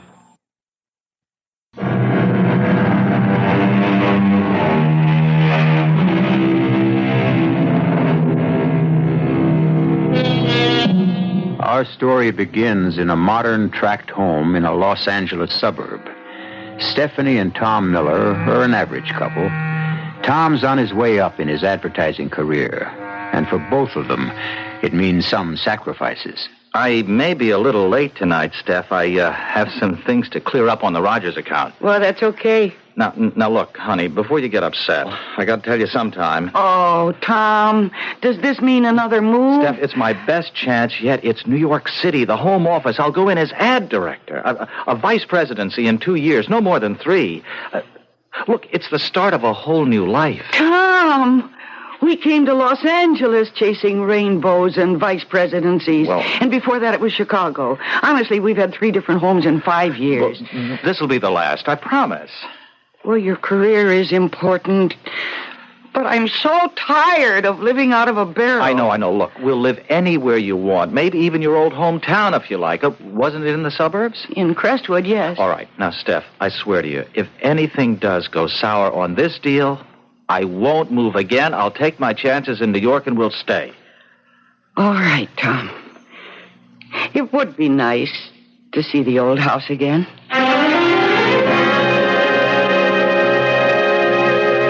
You know, Steph, looking down on New York like this, I feel as though we're on top of the world. Mm-hmm.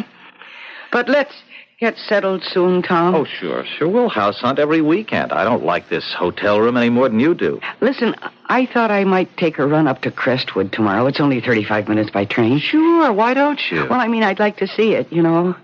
See what's changed since I was a child. And see the old house. I wonder who's living there now. Well, maybe they'll let you in, show you around. Oh, I couldn't ask that. I'll just stroll around. Well, you can at least ask. After all, you did live there.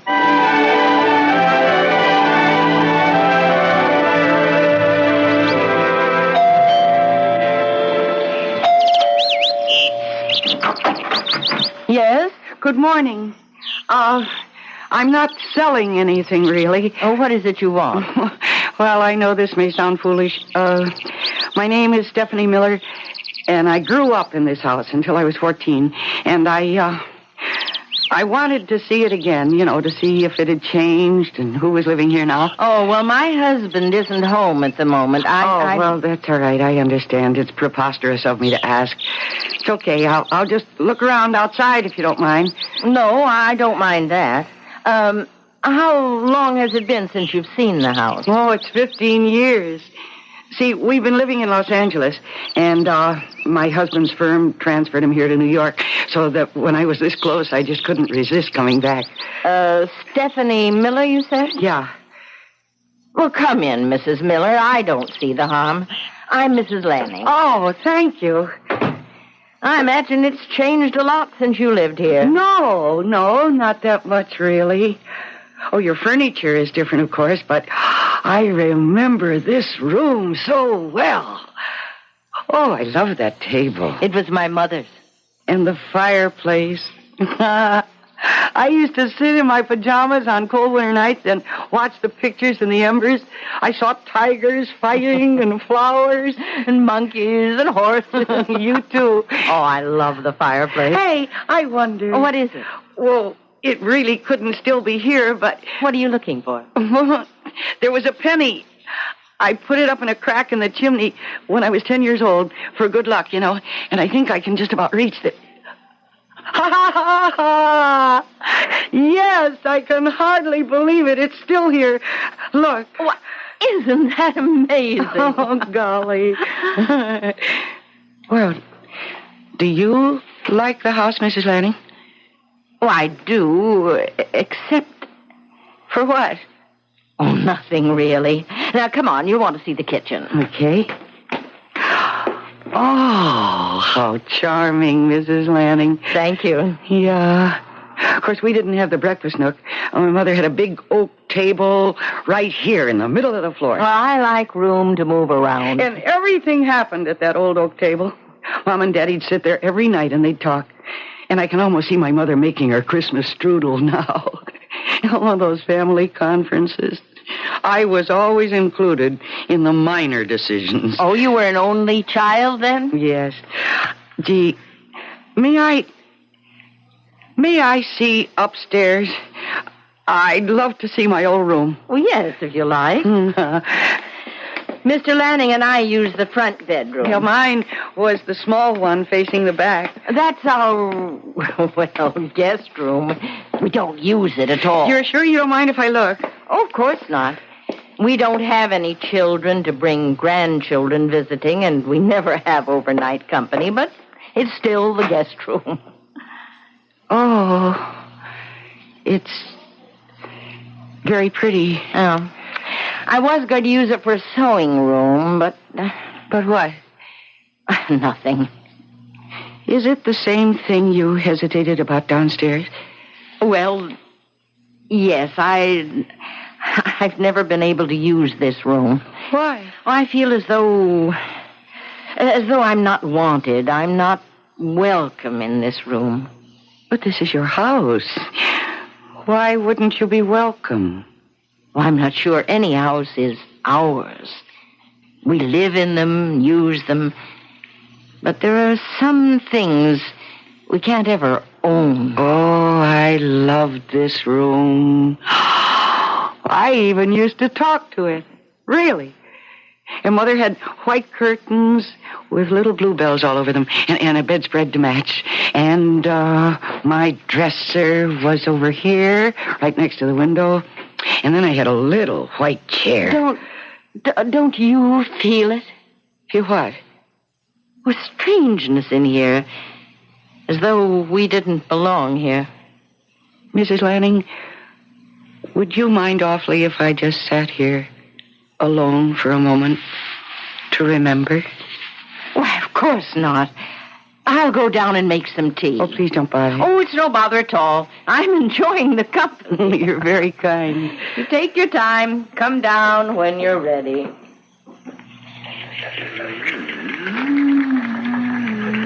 You do look different.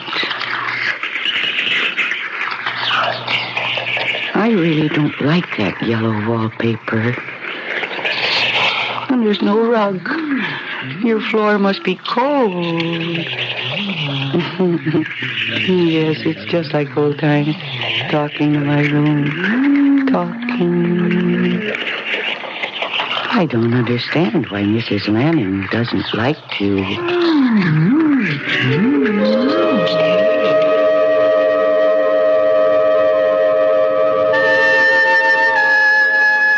Why so quiet, Helen? I wasn't going to tell you about what happened today, but I must. A woman who used to live here as a girl came to the house today, and she wanted to see it again. And you let her in? Now, Will, she was a sweet, young... No, wait a minute. She asked to see the house with a story about having lived here? Yes. Well, don't you know what she was? A con artist. Oh. She used that story to get into the house. She looks around and makes note of anything valuable, and next time we're away, poof, she and her accomplice rip us off. Oh, now, Will, she wasn't anything like that. Oh, you're so naive, Helen. No, she remembered a penny she'd put in the fireplace chimney, and she reached in and pulled it right out. Oh, sure. She had it in her hand all the time. It was a trick. Well, she knew her room, the one I can't stand. Oh? That was her room, was it? Yes, and she described just how it looked when she was a child. I'm calling the police. No, wait, Will. Now listen to me. After she left, I went up to that room. Something strange happened there. Oh, Helen. I mean it. There's a totally different feel to that room. I don't know what it is, but it's as though the room were alive.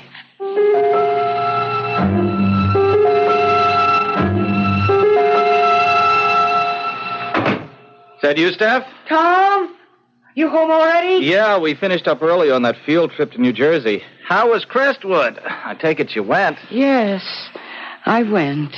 Oh, you don't sound enthused. Who's living there now? Oh, there's a retired couple. I only met the woman. She was very nice. Oh, Steph, what's the matter? Were you disappointed? No, not disappointed. I was puzzled. About what? Well, I went up to my old room, and I sat there for a while, and I had the oddest feeling that the room remembered me, that it didn't want me to leave. Honey, rooms really can't remember. And then all the way home on the train, I kept thinking, knowing, really, that I have to go back there again.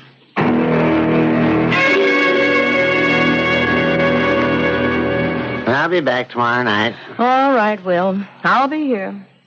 Well, don't look so down in the dumps. This isn't the first fishing trip I've been on. Now, Will, I didn't say anything. Lord knows, retirement's boring enough. You don't expect me to sit in a rocking chair for the rest of my life. No, I don't. If only we'd had... no, I promised I'd never say that again. But you think it. And I feel it. But we've stuck together, Will, even without children. There must be something for us. I'll be back tomorrow around 6. Mm-hmm. I'll have dinner ready. And listen, Helen, if that woman comes around here again, don't let her in. Call the police. All right, whatever you say. Oh, good luck. Bring home a trout dinner. If only we'd had... Our whole lives have been nothing but if-onlys. If only I could make Will believe me about the room. I know there's something different there. Something happened when that girl came back here.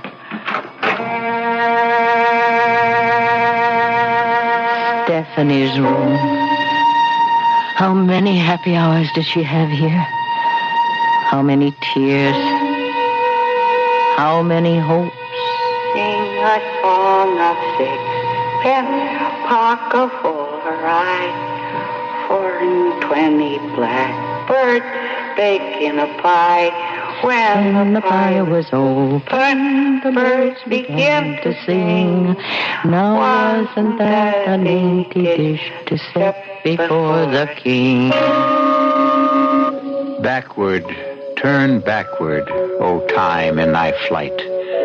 Make me a child again, just for tonight.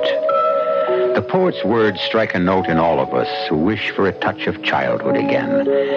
When the world gets weary and our own hopes aren't quite as bright as they were once, childhood looks awfully good. But beware, all of you who would turn backward. You'll see what I mean when I return shortly with Act 2.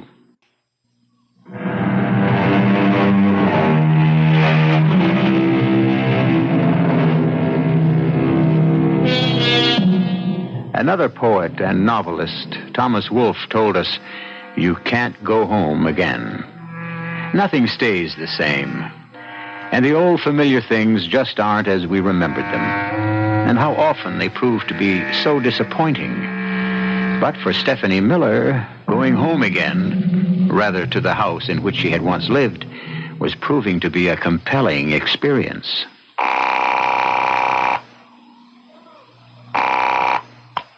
Hello? Hello.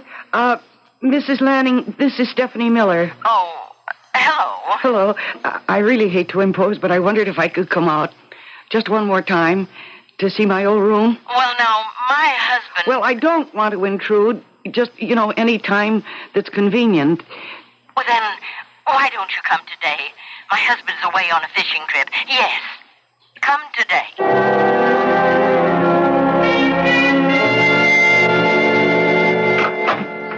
Come in, Mrs. Miller. I'm really glad to see you. Thank you. And please, call me Stephanie. All right. Come on in the kitchen. I have coffee and strudel. Oh. It's only from the supermarket, but you told me how your mother used to make it. Yeah, at Christmas time. Always at Christmas time. Oh, how very thoughtful of you, Mrs. Lanning. Now slide into the nook there and we'll have our coffee. Okay. You can stay as long as you like. I didn't think I was going to see you again. My husband did, though. He thought you were a con artist. Oh, what? Oh, he thought you made up the story about living in the house just to get in, to see if we had anything valuable to steal. Oh, he didn't. Really? But I know differently. I know you lived here, in that room. Mm-hmm. Could we go up now? Well, of course. Bring your coffee along.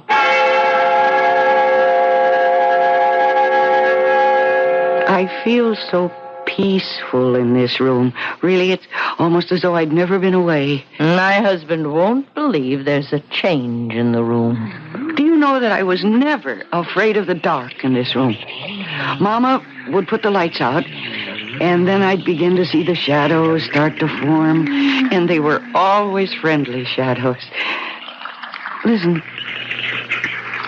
Do you hear anything, Mrs. Lanning? Hear anything? Yeah. A sort of sound. I don't know, it comes and goes. No. I heard it the other day when I was here. Stephanie, you were happy here, weren't you? Oh, yes. And then this room was a happy room. I think that the room is glad to see you.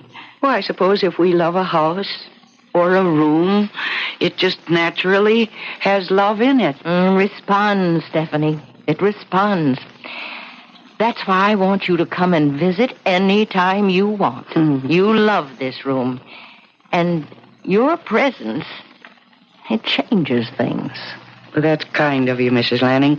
But I guess this will be the last time, for a while at least. Tom and I have so much to do, finding our own place and getting settled. But I tell you what, after I'm settled, I'll drop out maybe once a month or so to visit. Oh, I hope it's sooner.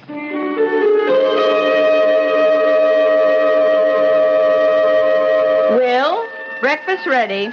Be right there. What? I'll be darned. When did she do that?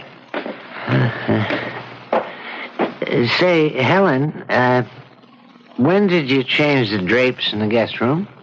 What? Well, you changed the drapes in the guest room, didn't you? Well, no, they're the ones we've always had. Oh, that's funny. They look different. Oh, I admit I'm not as observant as you'd like me to be. Well, maybe they were gray all along. Gray? That's what they look like to me. Well, they're chartreuse. Well, maybe they faded from the sun. But it's not a big issue. Forget I mentioned it. After breakfast, I'm going to march you upstairs and show you the difference between gray and chartreuse.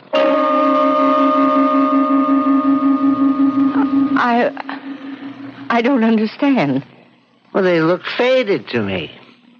Well, maybe they were chartreuse. Come to think of it, Wallpaper looks different, too. Wasn't it more of a gold color? Yes, but that could fade, too. I know. You never liked this room. Well, what's the difference? We never use it anyway. Close the door and let's forget it. Yes. Why don't we do that? Let's not worry about it.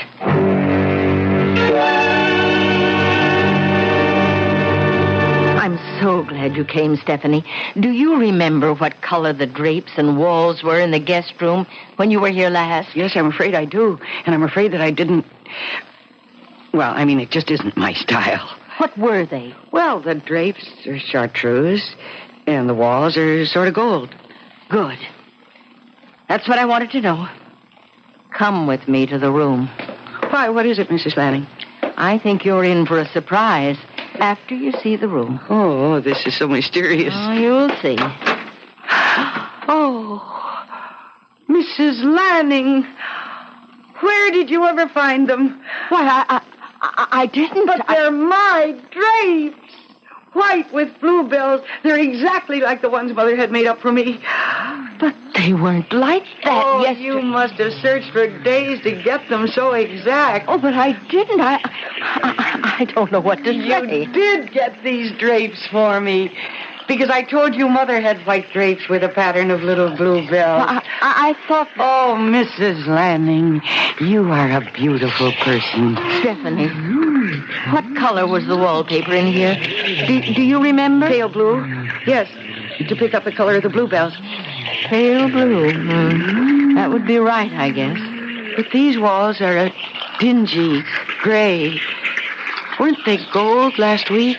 They were. But, Stephanie, the next time you come, I promise you, they'll be pale blue.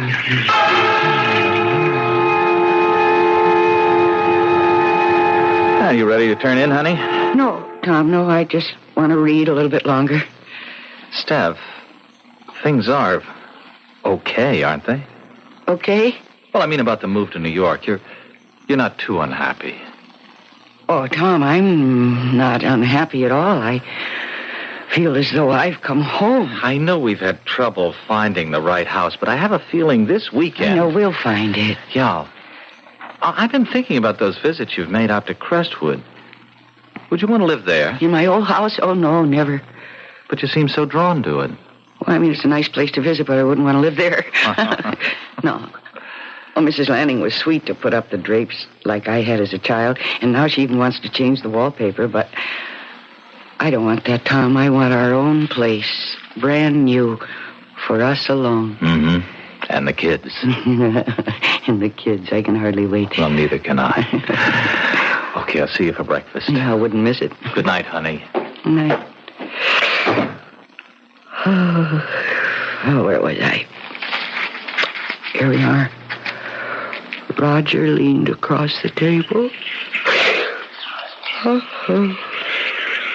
Lois, please come with me, he said. I can't.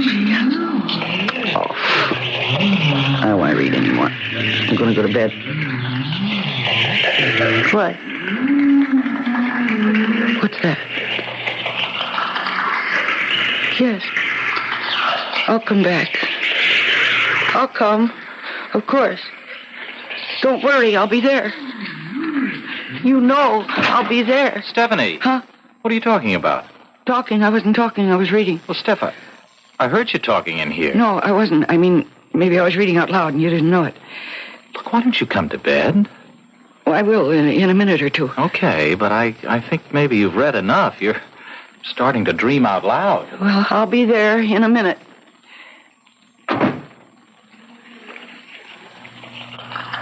Yes. Yes, I hear you. And I'll come back. I'll come back.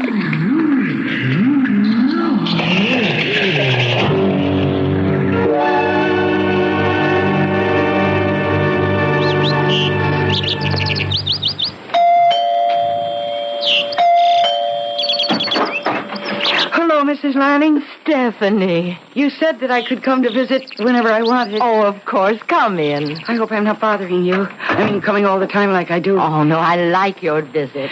I brought something with me today. Look. Why, what a beautiful doll. I was unpacking one of the barrels and I found her. I always loved Miranda. That's her name, Miranda. I've known her for such a long time. And she's so beautiful. Why don't we put Miranda in your room? That's where she belongs, isn't it? Yes, of course, up in my room. And she'll look so nice in there. Just the way she always did. I always kept Miranda on the bed, like this. Stephanie, could you call me Mother? Mama? Yes, Mama. Mama was tall and young, and she had brown hair and such blue eyes. I have blue eyes. And such a smile. Mama was happy all the time. I could be happy if only... Mama had brown hair. Stephanie, look at my hair. Look at my... Mama loved to sing, too. She taught me many songs. My hair is brown. When we're together in this room, it's any color I want it to be. This is my room. Yes, it's your room. It's always been your room. Your room with the drapes of bluebells, the blue wallpaper, and now Miranda. It's your room because it wants you. It remembers you. And for the first time in my life, I feel I belong somewhere. Here, in this room with you. Sing to me, Mama. Yes. Yes, I will. London Bridge is falling down, falling down, falling down. The London Bridge is falling down, my fair lady.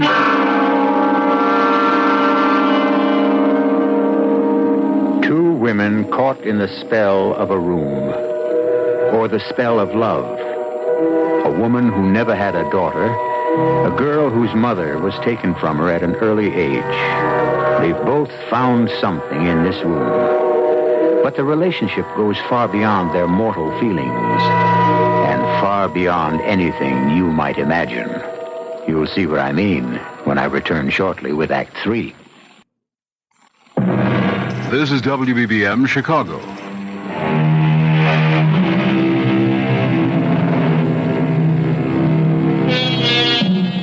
Let's return now to Stephanie Miller, who paid an innocent visit to the house of her childhood, and now feels strangely drawn to her old room. Right now, however, she's in the New York hotel where she and her husband Tom are staying until they can find a house of their own. And at the moment, they're not seeing eye to eye on the forthcoming obligation. Steph, we have to go. Why? Well, it's company politics. Mr. Ames expects it. Oh, Mr. Ames, Mr. Ames. It's always what Mr. Ames thinks. Well, look, he's my boss. Well, I'm fed up with company parties and... But it's part of the sacrifice, and there'll be lots more when I get to be vice president. All right, Tom. It's important to your career, I know that. Steph, look, you always enjoyed parties and entertaining. I just dread a big dinner party. Having to talk to all those people. Well, it never bothered you before. All right, Tom, I said I'd go to the party. I'm just saying I'm not going to enjoy it. Now, look, go out and buy yourself the best dress you can find. Maybe that'll make you feel different.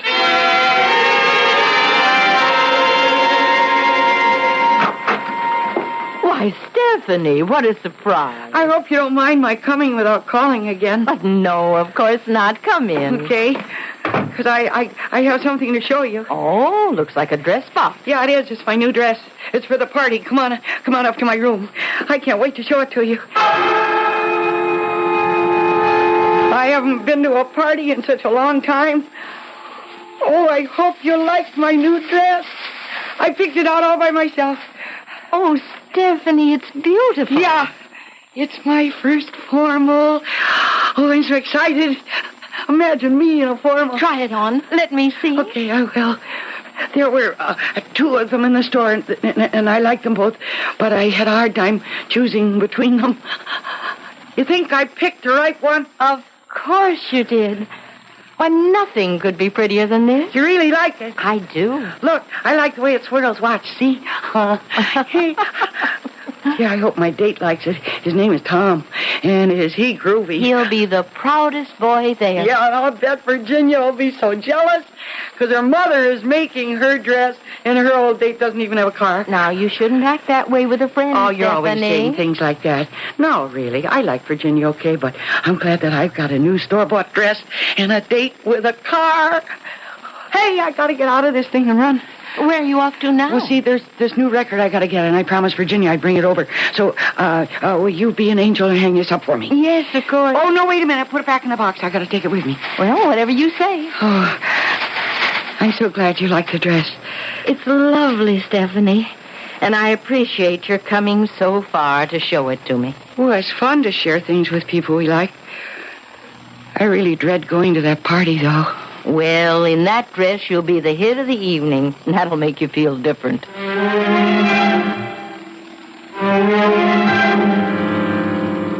Come on, Steph. We're late already. I'm ready. I just have to straighten this belt. Oh, you want help? No. Yeah, that does it. How do you like it? Oh, it's pretty. Just pretty? Well, the style, it's a little young for you, isn't it? Oh, you mean young for me? You sound as though I was over 40. Well, look, I don't know anything about women's styles. It's pretty, it is. Well, you don't like my dress, I'm not going to go to the party. Honey, I like it. I don't believe you. You're just saying that. Now, please, what's the matter? We've got to get going. Mr. Ames hates for anyone to be late. Oh, Mr. Ames, Mr. Ames. Yarn, Mr. Ames. Stephanie, what's the matter with you? What? What did I say? Well, you're acting like a 12-year-old brat. Oh. First I'm too old for the dress. Now I'm a 12-year-old brat. Tom, have you been drinking? No. Should I ask the same of you? Don't be silly. You know I don't drink. Steph, were you out to the Crestwood place again? Yes. I wanted to show Mrs. Lanning my dress. Oh. Why? What do you mean, why? Because every time you've come back from there, you've acted strangely. I mean, what goes on up there in that house? Nothing. Nothing. We just have tea and talk. Well, look, I don't want you going there anymore. Besides, you're going to be too busy entertaining when we get our own place. Now, come on. We've got to go.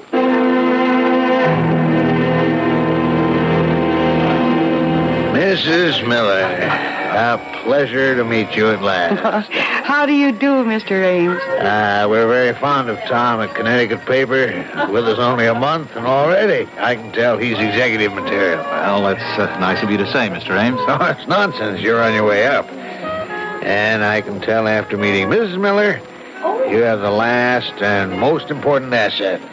A charming wife and hostess. Oh, I wouldn't be where I am without her. Oh, come on now, gentlemen. You're going to turn my little old head. Well, go on. Enjoy yourselves. Dance. I'll chat with you later. Well, dance, Steph. All right. So, what do you think of Mr. Ames? Well, he's very nice. He's forceful. I can see that. Oh, yes. He knows what he wants. Uh-huh. And he seems to want you. Look, I'm grateful. It's my big break. Tom, maybe New York was the right thing. I know it was. Hey, Steph, have you been on a diet or something? On a diet? Me? Yeah. You seem so much lighter and smaller. I can feel it. No, I haven't been on any diet. And I'm not losing any weight. You just haven't danced with me lately. How would you know?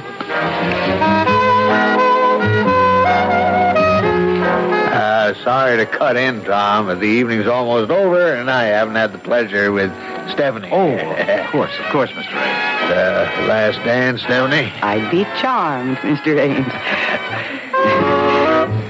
I think a lot of Tom, Stephanie. I'm delighted to have him with the firm. Well, I know he's happy there, Mr. Ames. Really, he's finally found, well, fulfillment in his career with you. That's nice to know. I've had my eye on him, and I know he's going places, to coin a cliche.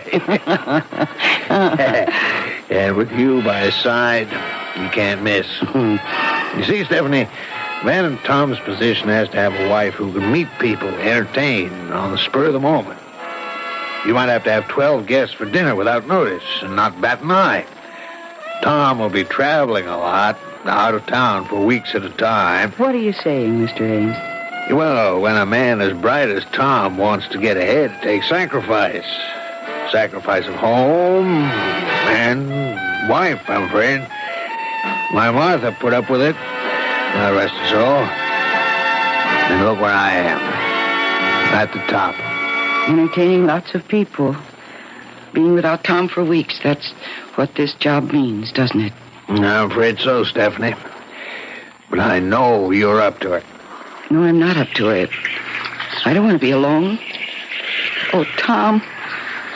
Tom, I don't want to have to leave again. Stephanie, well, what is it? I want to be where I belong.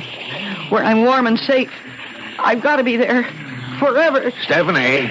I'll be there, yes. I'm coming back. Stephanie, where are you going? I'm going home. I'm going home. I'm going home.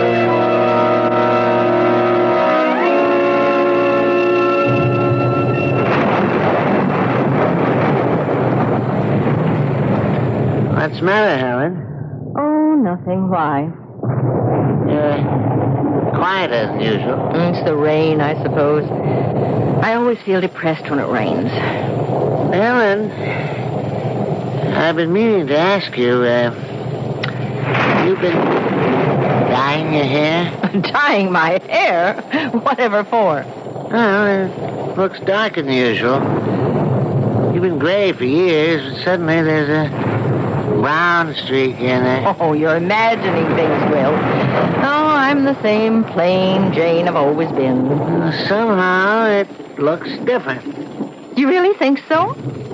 Well, maybe it is my imagination. Oh, I'll get it. Hello? Hello, is this Mrs. Lanning? Yes? Mrs. Lanning, this is Tom Miller, Stephanie's husband. Oh, yes. Is Stephanie there? Why, no. Well, she ran out from a party we were attending, said she was going home, but she's not at our hotel and no one's seen her. Oh, dear. If she does show up there, Mrs. Lanning, would you call me right away? The Imperial Hotel in the city. What makes you think she'll come here? She's very fond of you and that house. I don't know what got into her, but she was apparently upset when she left the party. Oh, but it's such a night. It's pouring rain. I expect she'll turn up at the hotel. I hope so, but please let me know if she comes to you. Oh, yes, I will. At the Imperial. Good night, Mr. Miller. What the devil was all that about? Stephanie's husband. What? He thought she might be here. He can't find her. You've been letting that woman in here all along? I've grown fond of her, Will, and it is her room. Was, you mean? Now I'm putting a stop to the... What? Stephanie! How did you get in here? Through the back door. I always come in the back door. Well, you... I'm going up to my room now. I'm going to my room. I don't feel very well. Good night. What's the matter with her? Will, I'm warning you. Stay right here. You stay here and don't say anything or do anything. And I mean that.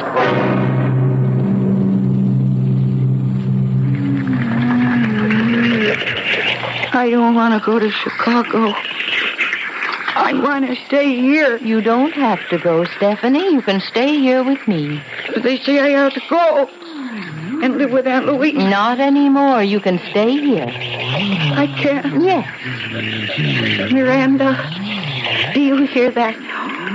Oh, Miranda, you bad doll. Your face is all dirty again.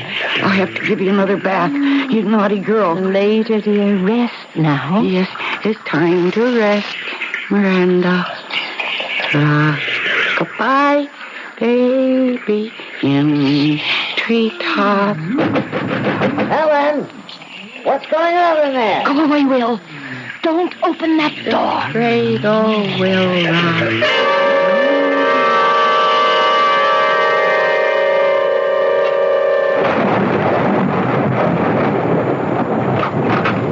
Oh, thank God glad you're here, Mr. Miller. Mr. Lanning, thanks for calling me. I got a cab up from the city. I've been watching for you. I don't know what's going on. Where's Stephanie? Well, come on, follow me.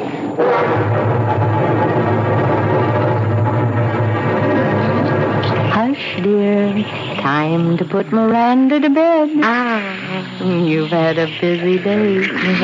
And tomorrow, Mother's going to put up new curtains, white with little blue bells. We're saying goodbye to the pink bunny rabbits. There's my big girl. Stephanie! Helen! It's Stephanie's husband. Open this door, Helen. Look, what is going on in there? I'm going to find out. On the treetop. Good Lord. Where's Stephanie? It's not possible. Where is Stephanie? She Oh, no.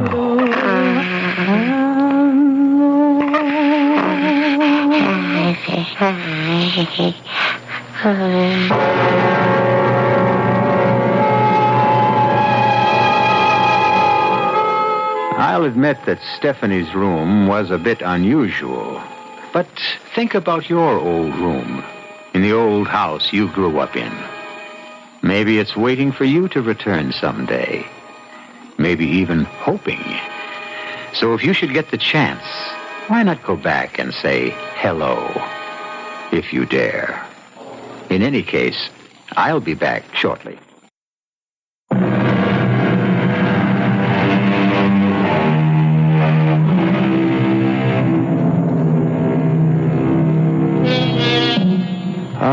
To be young again. We all search for that fountain of youth. And so often we don't realize it's with us all the time. You're only as old or as young as you feel. Those years don't matter. It's how you think that counts. I hope you'll keep thinking of us and join us again. Our cast included Mercedes McCambridge, William Redfield, Mary Jane Higby, and Robert Dryden. The entire production was under the direction of Hyman Brown. And now, a preview of our next tale. She was a priestess in the temple of Apollo at Delphi. And she fell in love with me. Hey, Pop, you know the sun's getting hot out here. Maybe you ought to get inside. Anyhow, you swallow a few grains, and you go into a deep trance. And when you come to, or wake up, it's hundreds of years later. Oh, rave on. Now, make plans to break out, Augie. Quickly, before they come for you. Go get your gold. Sure, get the gold. And then where do I hide? You can hide anywhere. A secluded spot, a cave, a forest, a desert. Yeah, great. And what do I do for chow? I'm trying to explain this, Augie. You don't eat. You don't drink. You're oblivious to cold, to heat, to rain, to snow. And in several hundred years, you come alive again. Radio Mystery Theater was sponsored in part by Buick Motor Division. This is E.G. Marshall inviting you to return to our Mystery Theater for another adventure in the macabre. Until next time, pleasant dreams.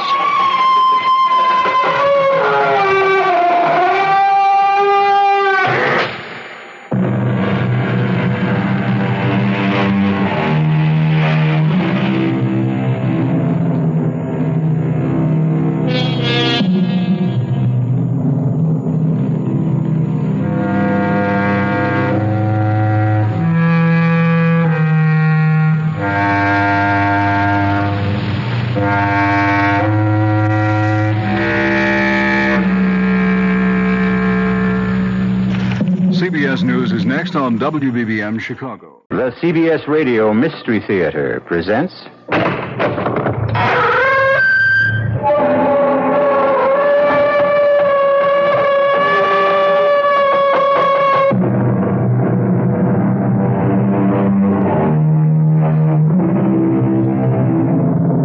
Come in. Welcome. I'm E.G. Marshall. Welcome to the realm of your imagination. and that of the greatest horror story writer the world has known, Edgar Allan Poe. Yes, I said the greatest horror story writer because although others may have written stories equally macabre and terror-ridden, no one has written as many. Moreover, when it comes to sheer mystery, puzzlement, Poe is unsurpassed. As witness. But, Monsieur Dupin, the door was locked from the inside. The windows were locked from the inside. The murder scene, the L'Espanaye apartment, is on the 4th floor. The murderer could not have escaped. And yet he did, my friend. But how? Oh, come, Pierre, you know as well as I do how. I know. You do. Your trouble is, you don't know you know. Riddles, Monsieur Dupin. You speak in riddles. Not at all, my friend. You create riddles where riddles do not exist.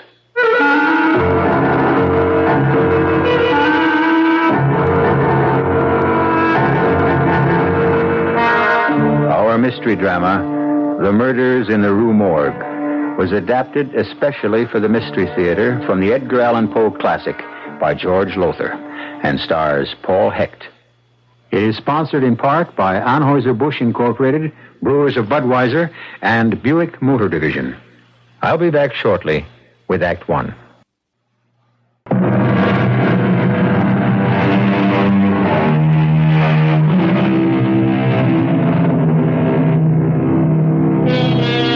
Well, now, my friends, make yourselves comfortable. Turn down the lights and listen to one of the most horrifying and mystifying of stories, Edgar Allan Poe's The Murders in the Rue Morgue. The year is 1840. The place, Paris, France. At about 7 o'clock in the evening, a young off-duty gendarme, Pierre Musset, and his sweetheart Yvette are returning to her apartment in the Rue Morgue after an evening at the Moulin Rouge. But when, my darling, shall we be married? Oh, just as soon as I'm promoted to gendarme first class, Yvette. When will that be? Oh, when indeed. My sergeant, Duchamp, is one of the most indifferent, ruthless of sergeants who takes pleasure in holding his men back, doing all he can to prevent promotion rather than... Yvette, look. There's a crowd in front of your house. Something's wrong. Come here, quickly. All right, let me through. I'm a gendarme. You there. What's happened? We do not know. It happened less than a minute ago. Screams, officer. The most awful screams from Madame L'Espanaye's apartment. Madame L'Espanaye? Her daughter Camille? Yvette, it is you. Oh. Yes, Camille, too. Both of them screaming so horribly in such agony. I cannot tell you. Where is the L'Espanaye apartment? What floor? Next to mine. 4th floor back. Yvette, you stay here. I'll see what happens. No, I'll come with you. Stay here, I tell you. God knows what I'll find up there. No, Pierre, they were my friends. Oh, well, all right. Come on, then.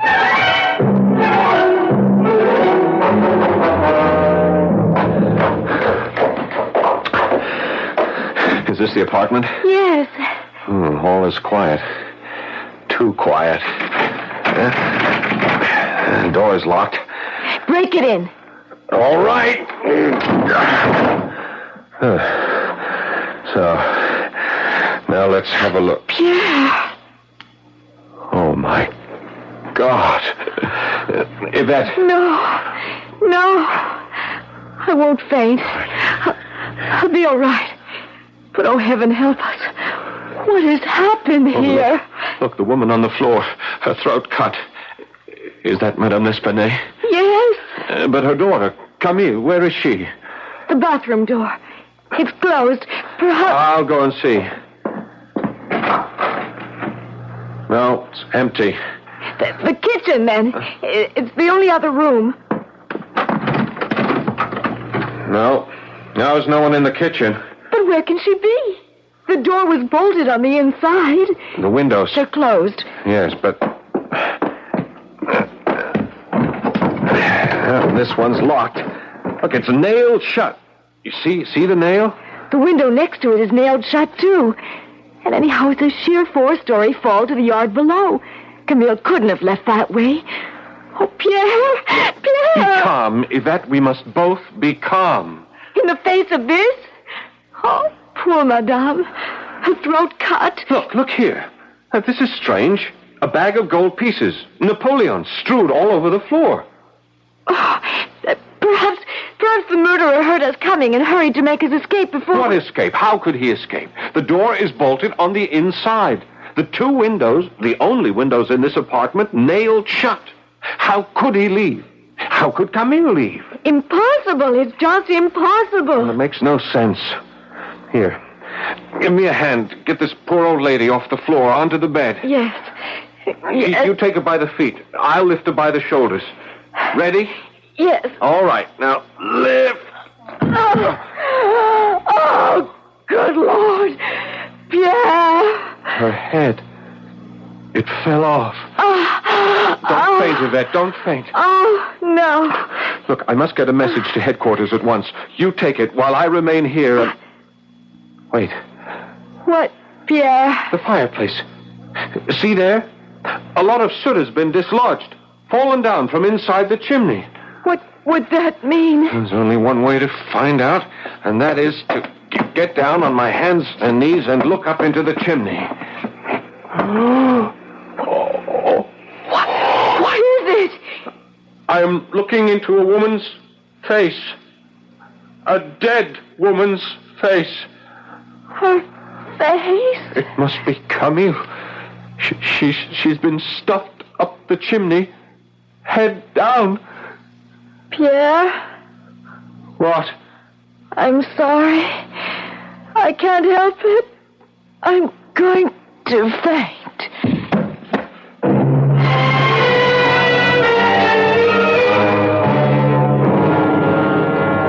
Jules? Another glass of wine?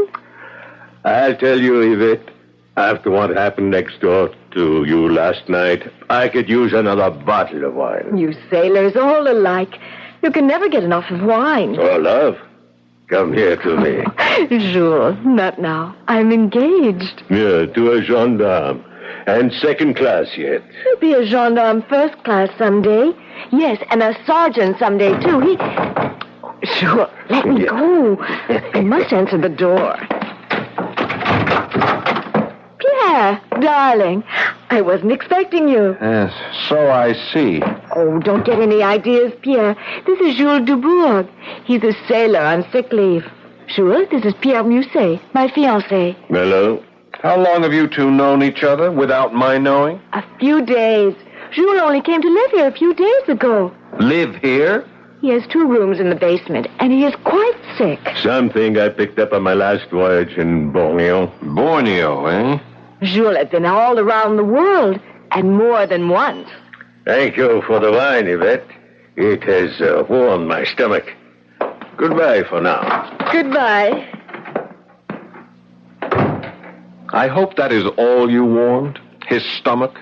Pierre, what a thing to say. You have no cause to be jealous. I'd better not have. I have enough troubles as it is. Tell me, my darling, what happened when you talked to Sergeant Duchamp? Exactly what I expected would happen. I said, Sergeant Duchamp, I would like to be assigned to this case, to the murders that happened in the Rue Morgue. And what did he say? He said, You solve a mystery like that one? You leave such things to your betters in the detective bureau. Of course you stood up to him. Oh, yes, I'm not afraid of him. Not like the others. I argued with him. I explained that I am in love with the most beautiful girl in the world, and that I cannot wait to make her my wife. But I cannot make her my wife until I am promoted to gendarme first class, and one way to get promoted to gendarme first class would be for me to solve the murders in the Rue Morgue. And what did he say to that? He laughed. You are a nut, he said. You are as much of a nut as C. Auguste Dupin. C. Auguste? Dupin. Who is this Monsieur Dupin? The fellow who solved the Marie-Roger case. He is not a policeman. He's only a private citizen with a gift for solving mysteries that others can't solve. Oh. Anyhow, that's what I think, even if everybody else at headquarters doesn't. But if he solved the Marie-Roger case... They say it was an accident. That case. It was as much of a mystifying puzzle, an unsolvable riddle as this one. And he explained it so simply, you wouldn't believe it. He'll never be able to explain what happened in the L'Esplanade place next door last night. No one could. You may be right. Especially now that we know there were 2 murderers, not 1. 2 murderers? Then you don't know? No. Yvette, I talked last night with some people in the crowd downstairs. They said that while Madame and her daughter were screaming, they heard the voices of two men yelling and cursing at them. One murderer or two. How did they get out of that apartment? Perhaps your friend, Monsieur Dupin, could tell you. Go to him. Ask for his help. You forget. My sergeant has ordered me to leave everything to the Detective Bureau. You forget that unless you are promoted to gendarme first class, we cannot marry. One day I shall become One gendarme. day? What one day? When? Jules Dubourg would marry me like that. That sailor, that sick sailor, you would marry him? It would be better than not marrying you. Oh, Yvette, please. You do as I say. Pierre, either you go, or here, take back your ring. Keep the ring. I'll go.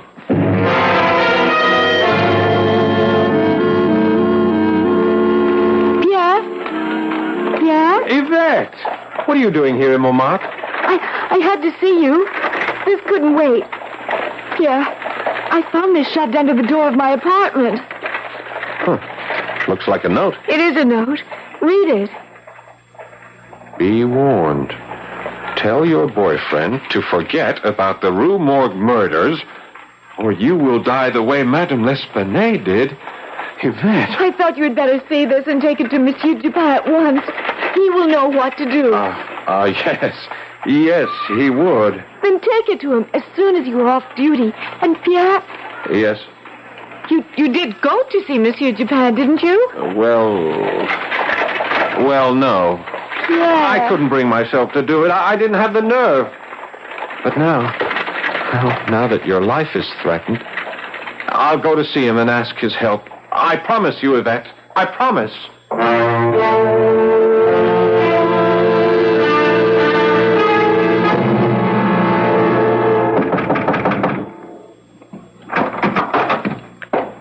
Yes? Monsieur Dupin? C. Auguste Dupin? Yes? I am Pierre Mousset. Gendarme, second class Pierre Mousset. Ah, yes. You wish my help in solving the murders in the Rue Morgue, is it not so? You know why I'm here? Of course. But how? Well, you were the first policeman to reach the scene of the crime. You are a second-class gendarme, and helping to solve the murders would result in a promotion. And inasmuch as you yearn to marry a very beautiful young woman named Yvette... That's amazing. That you should know all this without our ever having met. Amazing. It's anything but amazing, my friend. It's simplicity itself. Everything I've just told you was fully reported in the newspapers. Oh. Now then, won't you come in? And so what was to Pierre an amazing deduction turns out to be no deduction at all. Nor does C. Auguste Dupin turn out to be the formidable man Pierre thought he would be. As to whether Dupin can bring our two lovers happily together in marriage by solving the apparently insoluble mystery of the murders in the Rue Morgue, we shall see when I return shortly for Act Two.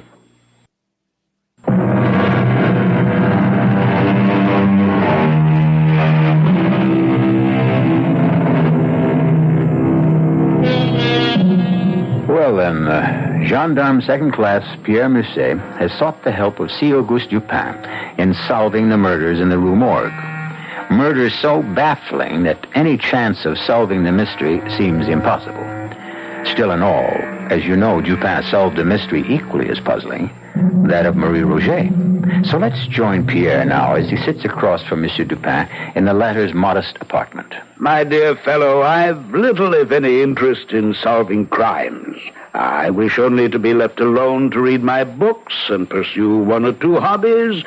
And after all, crime is the business of the police. I know. Well, thank you for seeing me, at least. I'm sorry to have taken your time. Good day, Monsieur Dupin. Good day. Wait. Monsieur? I'm a fool, but I'm also French. I have no interest at all in solving crimes, but, let me face it, I cannot remain untouched by the plight of young lovers. Then you will help me to... If you solve this mystery, or more precisely, if I solve it for you and let you take the credit, then assuredly you'll be raised to gendarme first class and able to marry your beloved Yvette. Now, can you gain access to the L'Esplanade apartment? Of course. Well, in that case, my dear fellow, let us go at once to the Rue Morgue.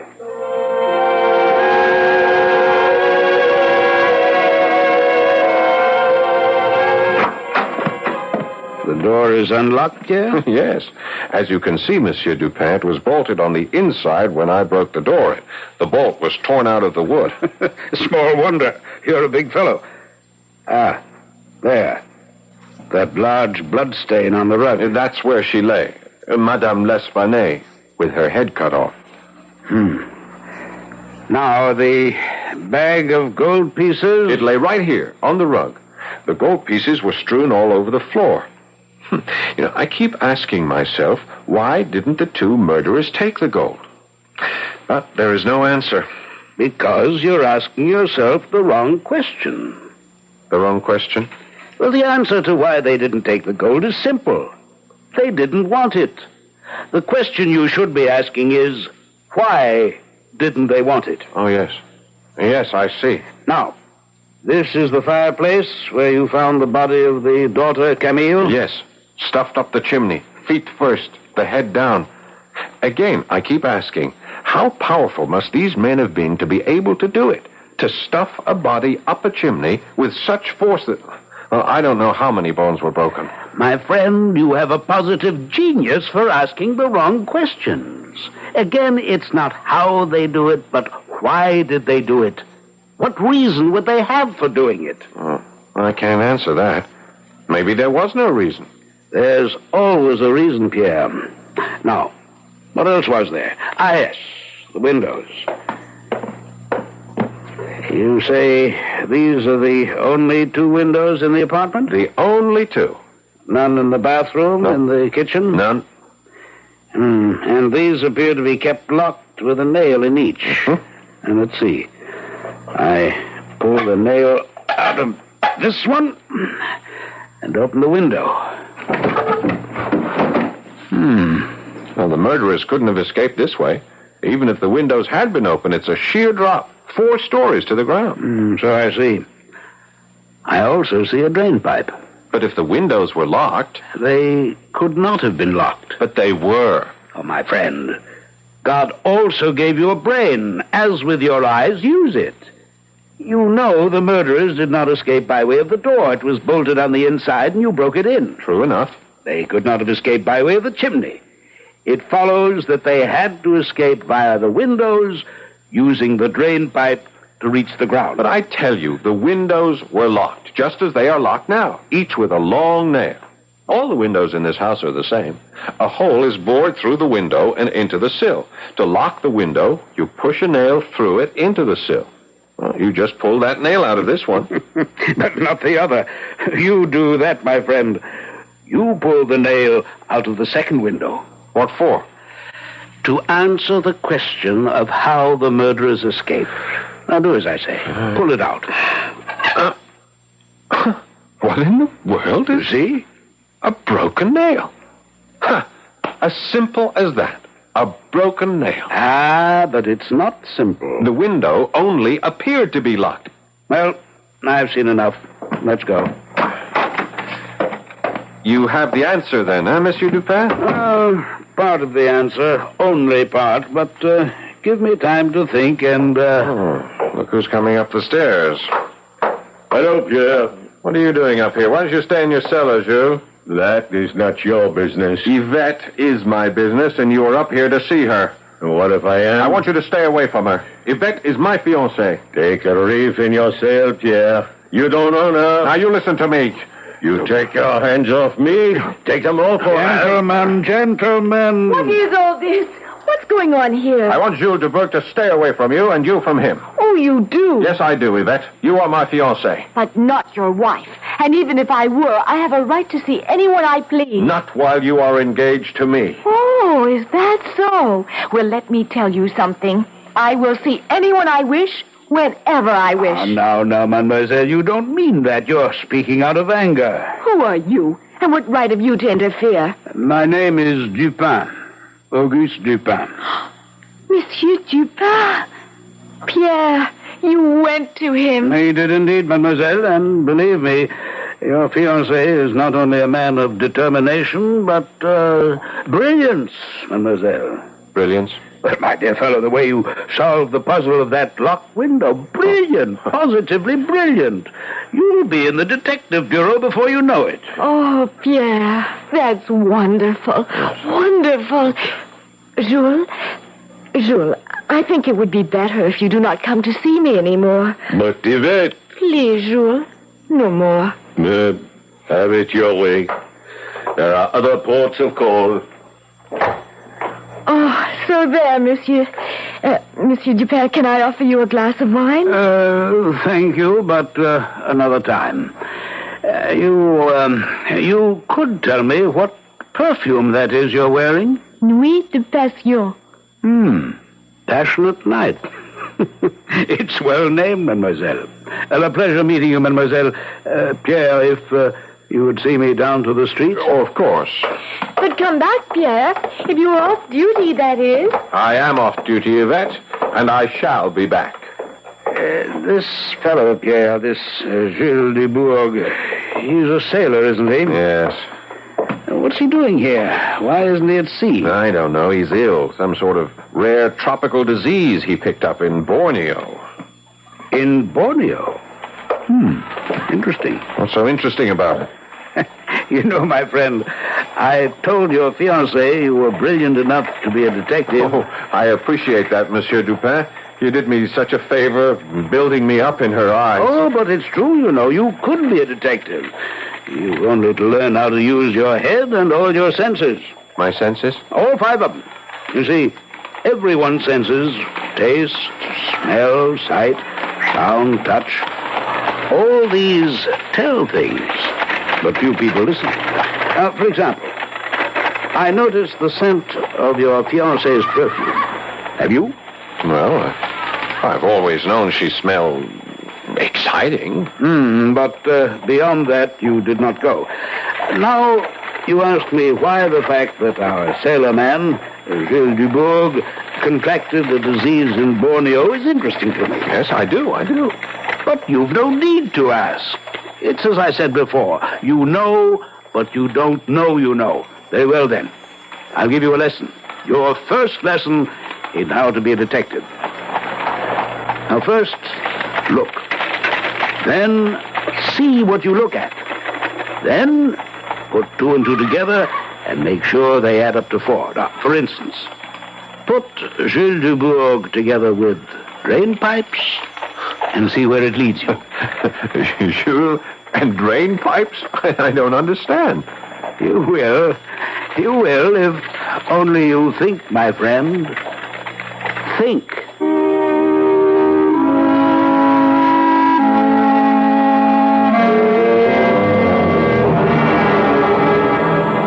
Pierre. You must go now. It's 3 in the morning. Oh, let me stay a little while longer. Just a little while. No, my darling. I must go to work in the morning. Oh, I need my sleep. And I'm certainly not getting any with you. Must be that perfume you wear. Oh, my perfume, not me. Oh, of course it's you. Well, whether my perfume or me, off with you. All right. When will you be seeing Monsieur Dupin again? Oh, I don't know. He said he wanted time to think, that he would leave a message for me at headquarters. But, you know, Yvette, I'm beginning to wonder if I need Dupin. If there was any need to go to him in the first place. What do you mean? Well, after all, I solved the mystery of how the murderers escaped. One of those 2 windows wasn't locked at all.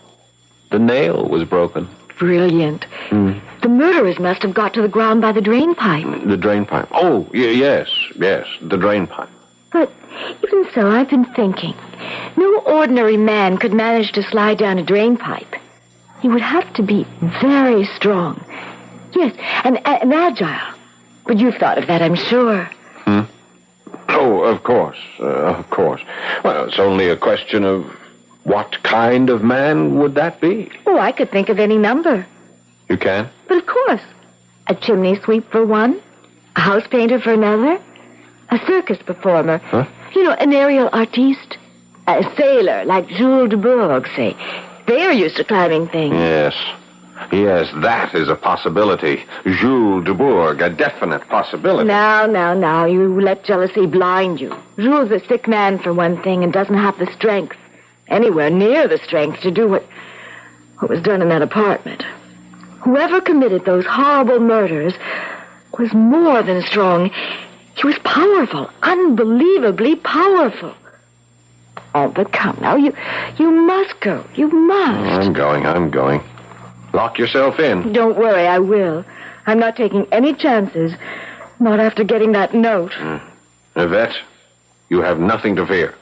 Dupin and I are working on this case, and trust us to solve it in short order. I do trust you, my darling.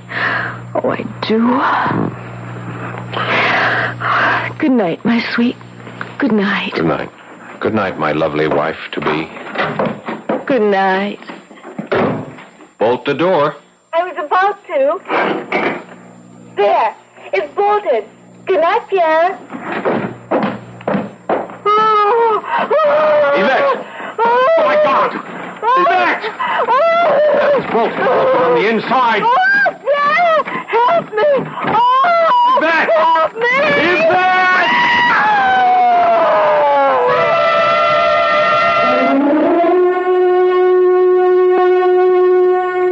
The horror that struck Madame L'Espanaye and her daughter now strikes Yvette. And once again, Pierre faces the barrier of a door bolted on the inside. You, like me, can imagine the terror of this young policeman as he steps back before flinging all his weight at that locked door, wondering what frightful sight will meet his gaze when he breaks it down. I'll return shortly for Act 3. This is WBBM Chicago News Radio 78. 39 degrees at Midway. It's 11:05.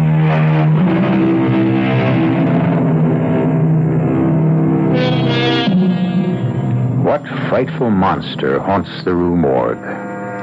What kind of fiend committed the butcheries on Madame L'Espanaye and her daughter Camille? These are the questions young gendarme Pierre Musset has been seeking to answer. Now it seems he's about to find those answers in the most horrible way imaginable. For behind the bolted door of her apartment in the Rue Morgue, his fiancée Yvette is herself in the grip of the fiend. Oh, Lord, help me! It's dark. The lamp. Where's the lamp? What? Here. Wait. What happened? Oh, my stomach. Yvette. Where's that lamp? Light the lamp.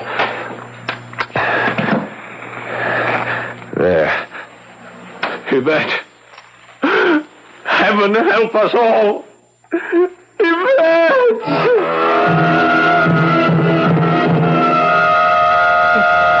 My friend, compose yourself. Monsieur Dupin. There now, softly. Now tell me all about it. Well, as I said, I broke the door in. It was dark, but I could make out a shape. It was a huge, a monstrous man against the moonlit window. I saw him only for a second because he flung himself at me with such speed, with such amazing speed. He took me off balance. He struck me. It was a powerful blow in the stomach. Oh, heaven, I'm not yet recovered from it. Some wine, perhaps? No, thanks. Let me go on. Now, as I went down, I grabbed at him, and here, look, I must have grabbed him by the hair on his head because I pulled these hairs out. Black. Coarse. And then I think I don't know, I lit a lamp. Yes, and I saw Yvette. Oh, my poor Yvette. Blood streaming down her cheek. Bruises already beginning to blacken her face. You took her to the hospital, you said? Yes, I did. What is her condition? Well, it's not fatal, thank God. Not even very serious. Badly bruised, a cut over her right eye, but she's going to be all right. The monster failed to make good his threat to kill her. We may indeed thank God for that. Well, at least we know more than we did before, Monsieur Dupin. We know that the murderer is a big man, a huge man of unbelievable strength, and that he has black hair. We know a great deal more than that, Pierre. We do? Well, I do, and so do you. Only, as I've said before, you don't know you know. Oh, Monsieur, I do not have your brilliant brain. Well, it doesn't matter. All that matters is that you can solve this awful mystery, that you can save Yvette. The murderer failed this time, but he'll try again. Well, it's my hope that he will, yes. Your hope? Surely you, as much as I, want to save Yvette's life. Well, of a certainty, my friend. But I'm afraid I can save it only by risking it.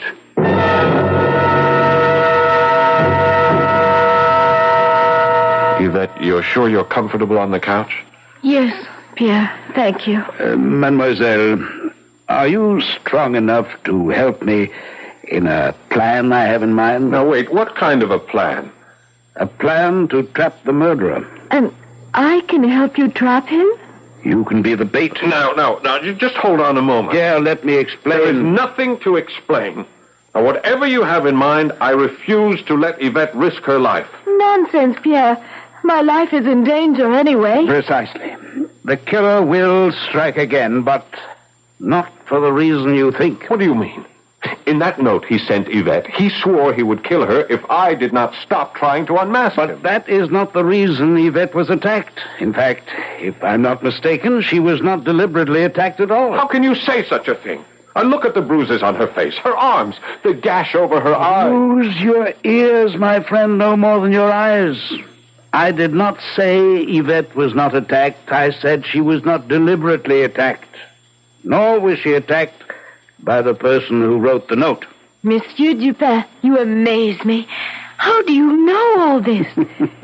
Because 2 + 2 = 4 if you put them together properly. I'll help you by showing you the facts once again, but you must add them up. First, we know that the killer entered the L'Esplanade apartment by the window and left by the window because it was not locked, though it appeared to be. The nail was broken, yes. As you discovered, Pierre. Yes. Quite so. Now, this apartment is next door to the L'Esplanade apartment.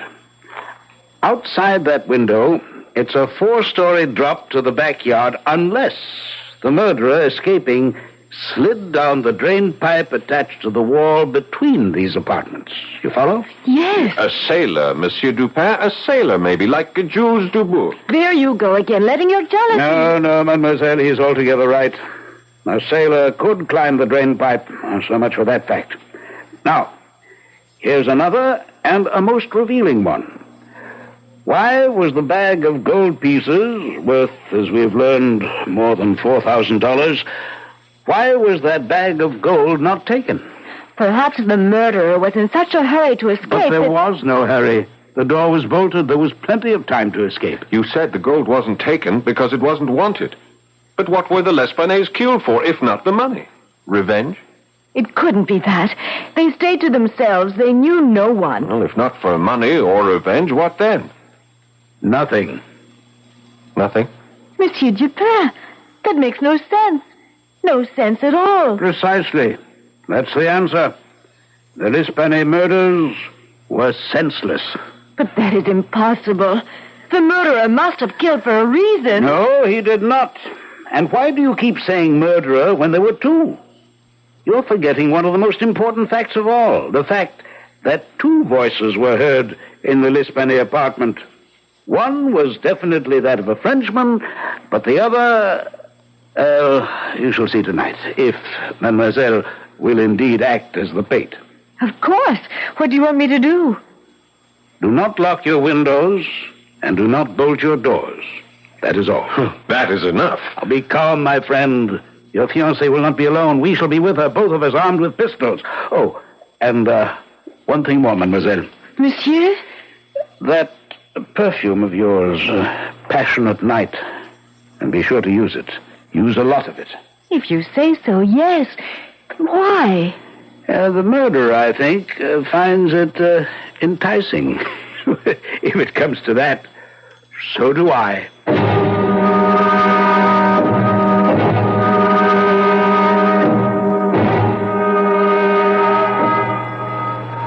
2:00. No sign yet of the murderer. He'll come, of that I'm sure. Especially since mademoiselle did indeed use a sufficiency of Passionate Night perfume. It makes waiting a pleasure, mademoiselle. Thank you, Monsieur Dupin. It won't make Yvette's death a pleasure. She will not be harmed, I promise you. I have a pistol, and so have you. I'll be sure to use it when I give the word. And, Pierre. Yes? Shoot to kill. Depend on it. I shall certainly... Listen. Come back. Come back, I tell you. Let me get to the window. Yes, it's coming. It's climbing the drain pipe. It? Damn you, come back. And someone climbing the pipe behind it, trying to reach it, trying to stop it. You keep saying it. What do you mean, it? You'll see in a moment. Get back, well back. You, mademoiselle, you stay there. Pierre? Yes? The instant it appears in the window, I'll give the order to shoot. Remember, shoot to kill. Don't worry about that. Now, shoot! It's still alive. Shoot again. Light the lamps while I get to the window and... Dubourg! Jules Dubourg, come up. Don't try to escape. Dubourg, I was right. It is Jules Dubourg. Who else, my friend? He's the only sailor living in this arrondissement. Come in, Dubourg, come in. Please, it was not my fault. It was not my fault. I'm well aware of that. You've nothing to fear, although you thought you had. On the floor. My God, what is it? It's the Russian, the German, the Italian, the foreign voice. It was no language at all. I'm not as familiar as I might be with the ape family, Dubourg. What is it? A gorilla? A baboon? What? An orangutan. Oh, what? An orangutan. A large ape found in the jungles of Borneo. And this is the monster that killed Madame L'Espanaye and her daughter? Yes. And heaven help me, I am responsible. There was nothing I could do, monsieur. Nothing. Well, you could have notified the police. You should have. They would have handled matters for you with dispatch, but you didn't do that because you still hoped to sell the ape, didn't you? Can you blame me? I'm a poor man and sick. I need money. I brought the orangutan back from Borneo in the hope of selling it. I paid to have the ship's gardener build a special box with air holes to hold it. Paid money I could ill afford. And God help me, when I engaged those rooms in the cellar, I should have kept it in the box. But I felt sorry for it. It looked so human. It was so human that I let it out and kept it in one of the rooms. How did this beast come to kill Madame L'Espanaye and her daughter? It escaped from the room I kept it in. I wasn't there when it happened. I discovered it when I came home that night. I opened the door, and I could not believe it. The ape was seated in front of a mirror, shaving himself with my straight razor. Shaving himself? Well, trying to. They are great imitators, you know. I went to take the razor from him. I was not afraid of him. He was really harmless. But he ran from me, out through the door, and into the backyard. You chased him? Of course. I was afraid he might cut himself with the razor. Well, his eye caught the window of the Espanaye apartment because the light was on.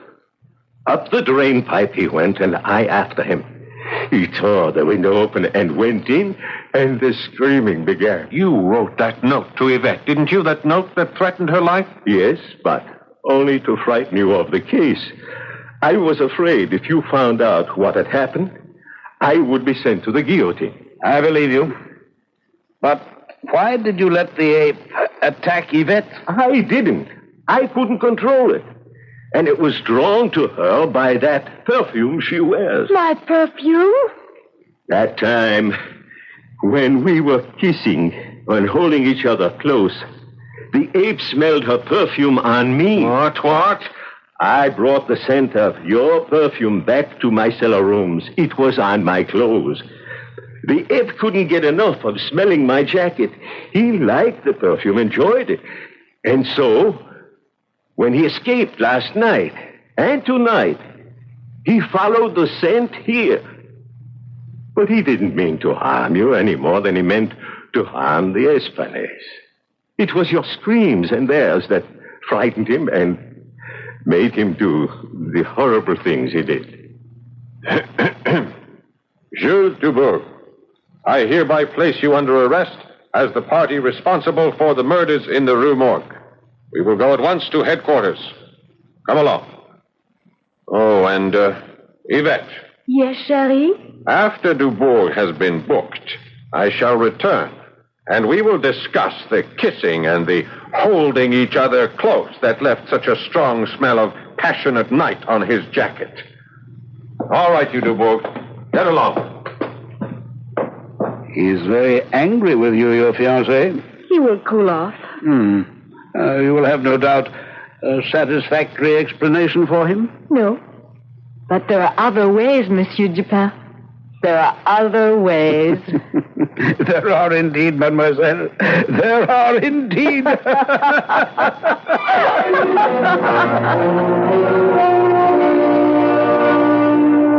So ends the murders in the Rue Morgue. If not happily, at least on an easier note. I may tell you that Yvette did cool Pierre's anger, and that they wound up eventually with 9 children. Very handsome and healthy children who became the pride and joy of Sergeant Pierre Musset. I'll be back shortly.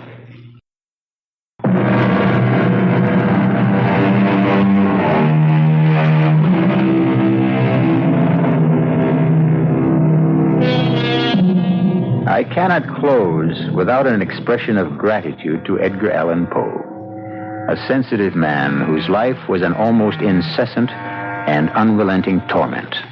Such torture for him that he sought release in alcohol and drugs.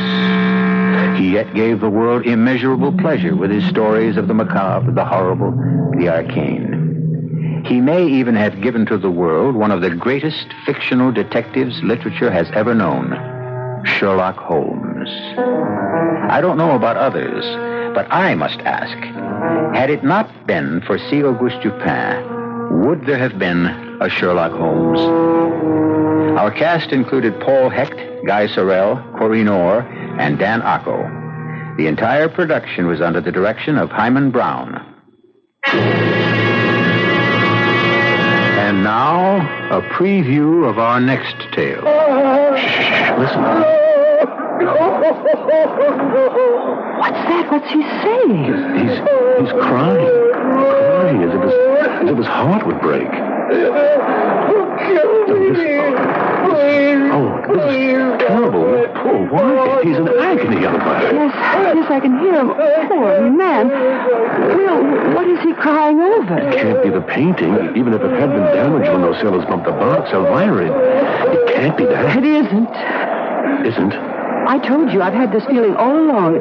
This sense of something. You know. And now I'm sure.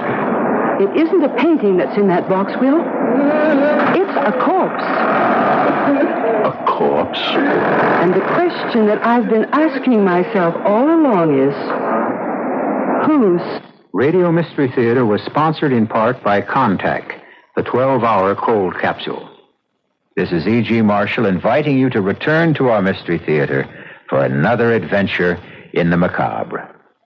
Until next time, pleasant dreams.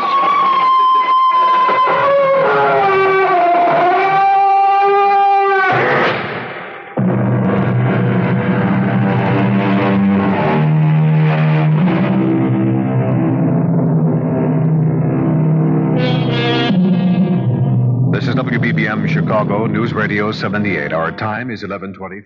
The CBS Radio Mystery Theater presents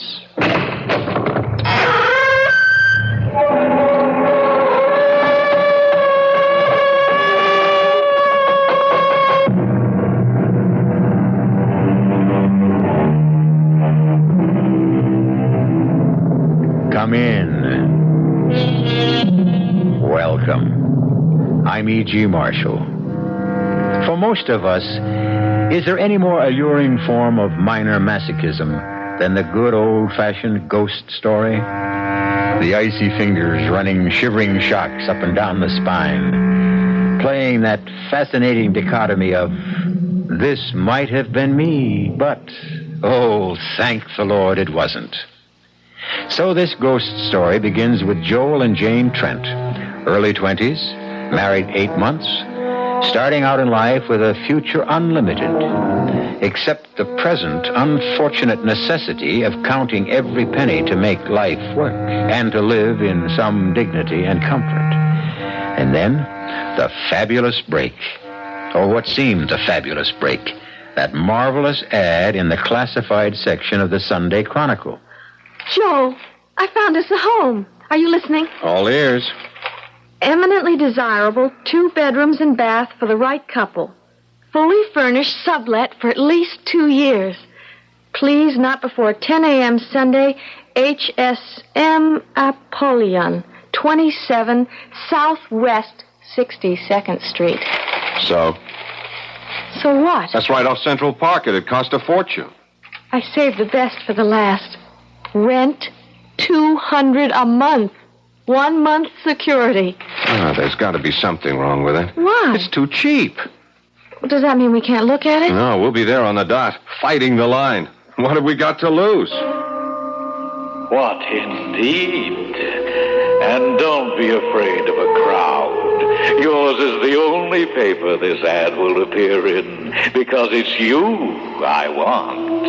One advantage of being a rather special printer's devil.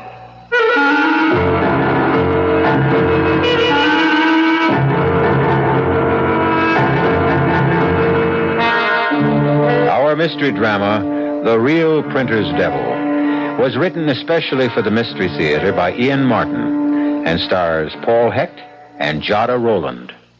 It is sponsored in part by Sign-Off, the sinus medicines, and new sugar-free diet 7-Up. I'll be back shortly with Act 1.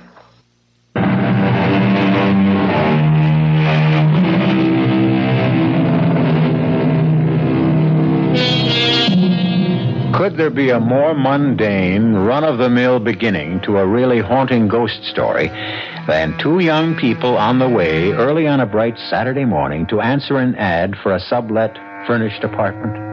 But such an apartment. From their point of view, a steal at the price, at the location, containing everything they ever wanted, a long-term lease, a promise of heaven.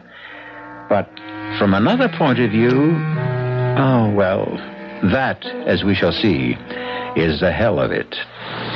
The rooms will be small. So, how big are we? It'll be crawling with cockroaches. My best friend's uncle's cousin is an exterminator. It did say 2 bedrooms, didn't it? That's what it said.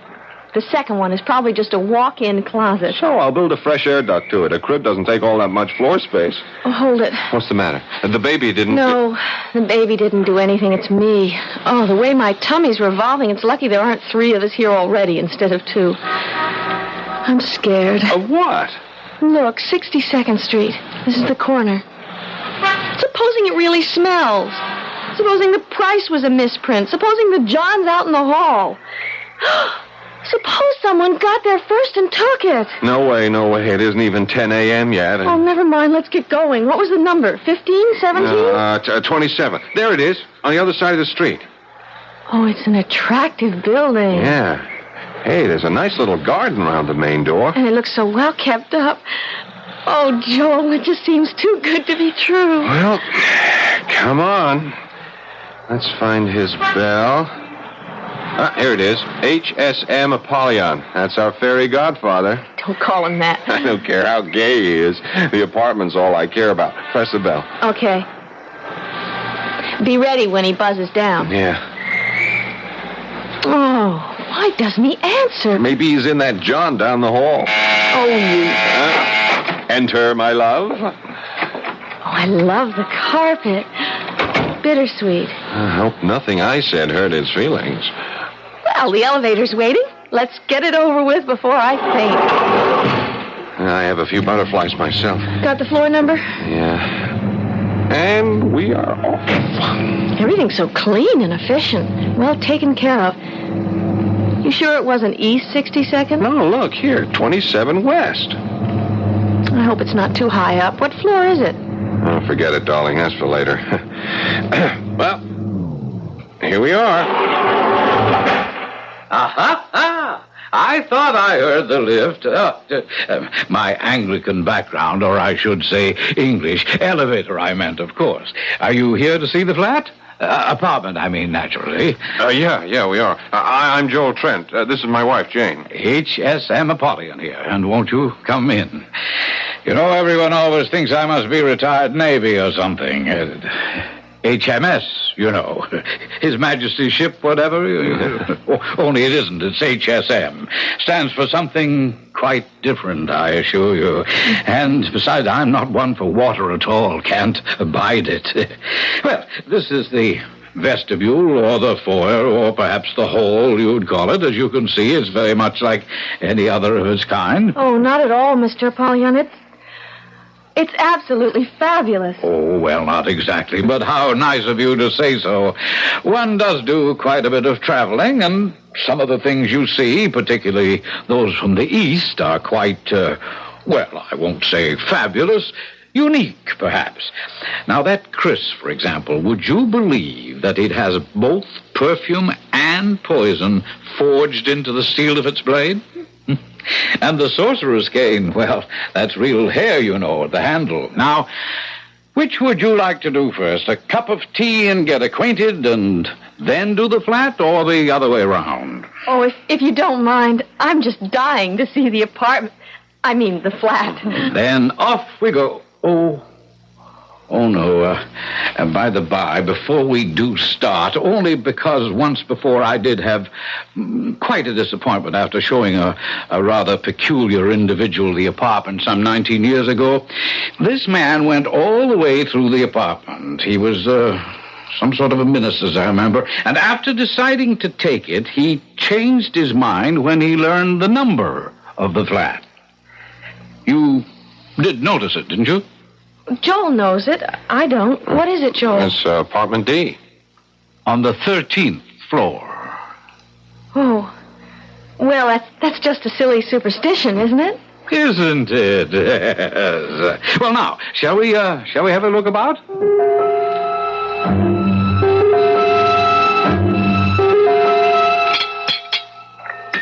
Do you take sugar with your tea, Mrs. Trent? 1 lump, please. But really... Mr. Trent, or would you prefer something stronger? No, tea's just great. 2. Lumps, I mean. How about milk, Mrs. Trent? No, thanks. Neither of us. But really, Mr. Apollyon, this is awfully kind of you, but we must be holding you up. I'm sure there'll be loads of other people in answer to your ad. Well, they're not here yet, so we can enjoy our tea, eh? Besides, my dear, I have a sneaking suspicion that... your cup, Mr. Trent. That not so many people are going to turn up in answer to the ad. For a dream apartment like this, I can't believe that. I was surprised there wasn't a line a mile long. Well, how nice both of you are. You know, I've really taken quite a fancy to you. That's very sweet of you. Yeah, thanks. Thanks a lot. It's so difficult today to find young people with all the good old-fashioned virtues.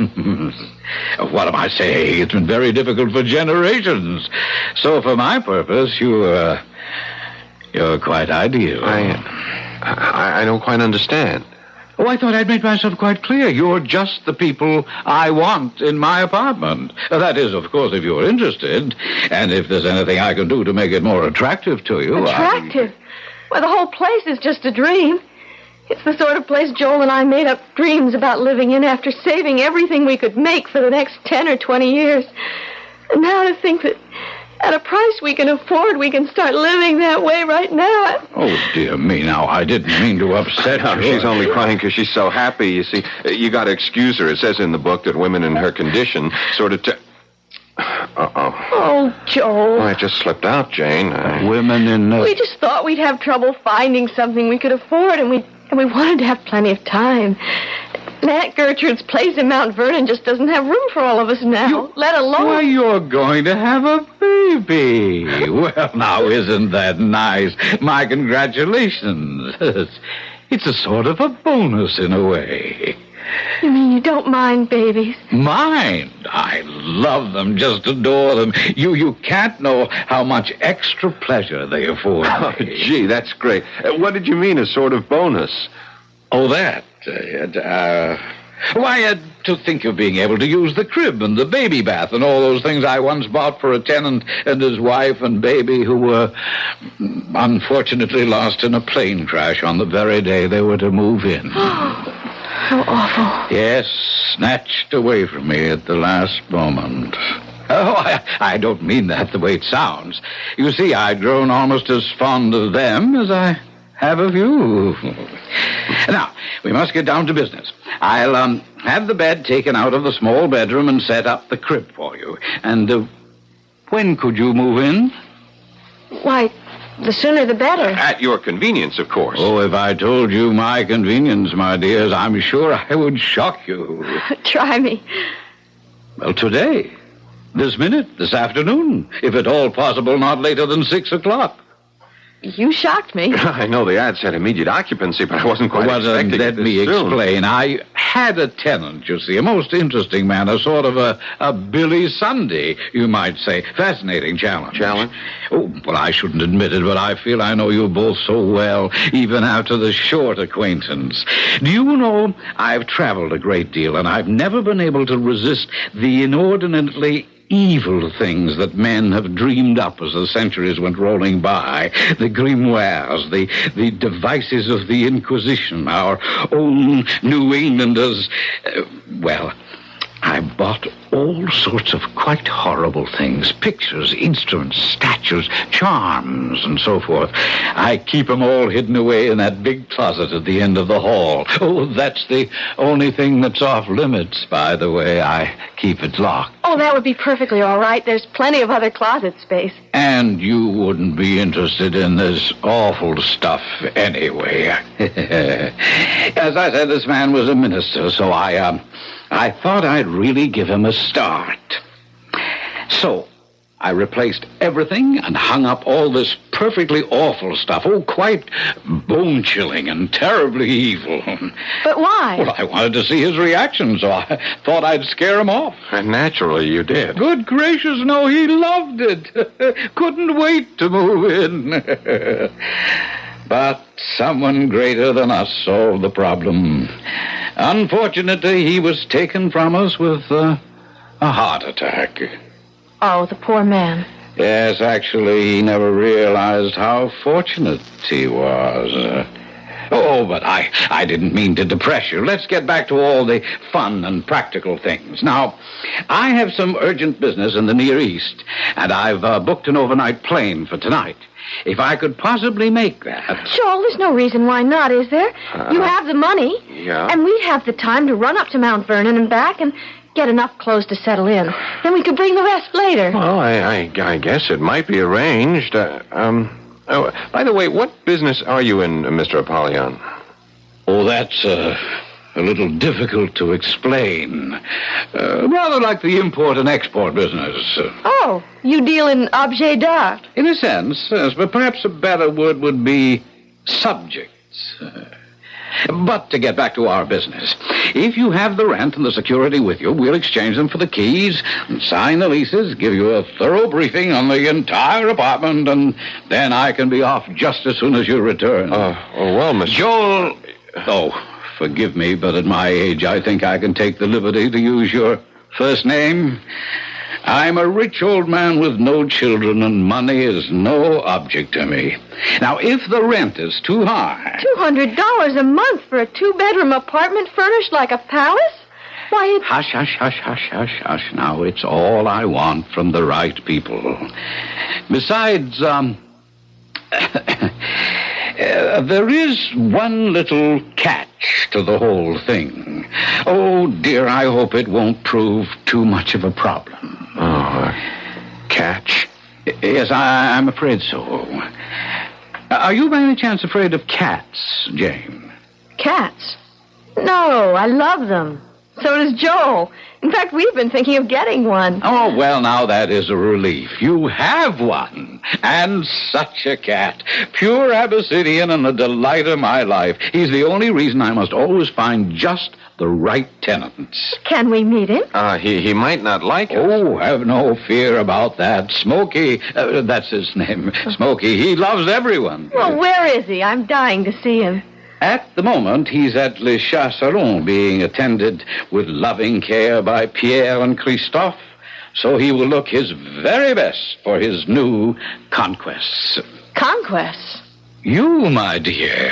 Oh, I promise you he will win your heart and soul when you meet him on your return.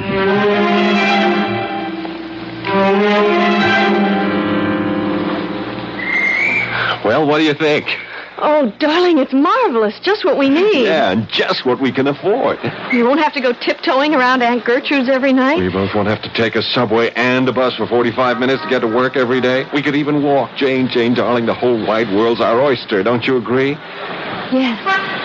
Yeah, but something is bothering you. Oh, I know it's silly. It's just that 13. Why couldn't it have been 12 or 14 or any other number? Now, you're not going to let something silly like that bother you. You know how superstitious I am. I just have such a funny feeling. Maybe it's the number made it so cheap. Maybe we ought to be grateful. I sure hope we're going to be. I guess we're in it now. Jane, you and me just made the damnedest deal in the world.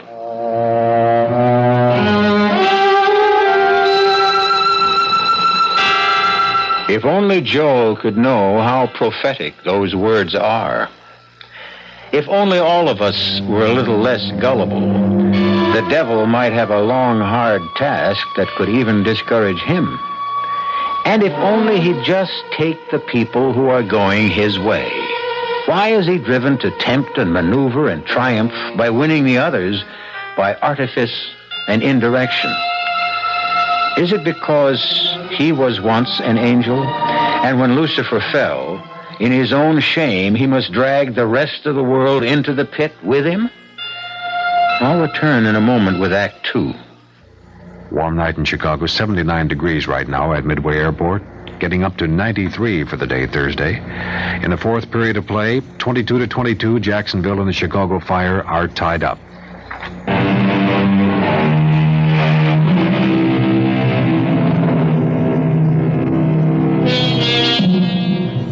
Rocking in her chair, the bright hook flashing as she crocheted away at another rug, Aunt Gertrude found it hard to share completely in Joel and Jane's bubbling enthusiasm.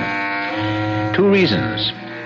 1, she knew how large a gaping hole they would leave in her lonely life. And 2, Aunt Gertrude was a pragmatist. You say only $200 a month for that apartment? Where shall I put my baseball spikes? Oh, Lord, do we have to take those? What did you say, Aunt Gertrude? Well, I just can't get over the price. It's a giveaway. I know, but we do have to take care of the cat. Oh, my, such a chore. Open a can twice a day. Don't forget the litter pan. Now, don't change the subject. Tell me, what's wrong with the apartment, I wonder? There's something fishy. Auntie, you had Bob Anderson go over the lease with a fine-tooth comb. And he's a real estate lawyer. Oh, I'm quite satisfied with all the legal aspects. It's just, I don't know, something else gives me a funny twinge in the left shoulder blade. Used to be a kind of storm warning. Well, now I guess it's just arthritis. Don't worry about us, Auntie.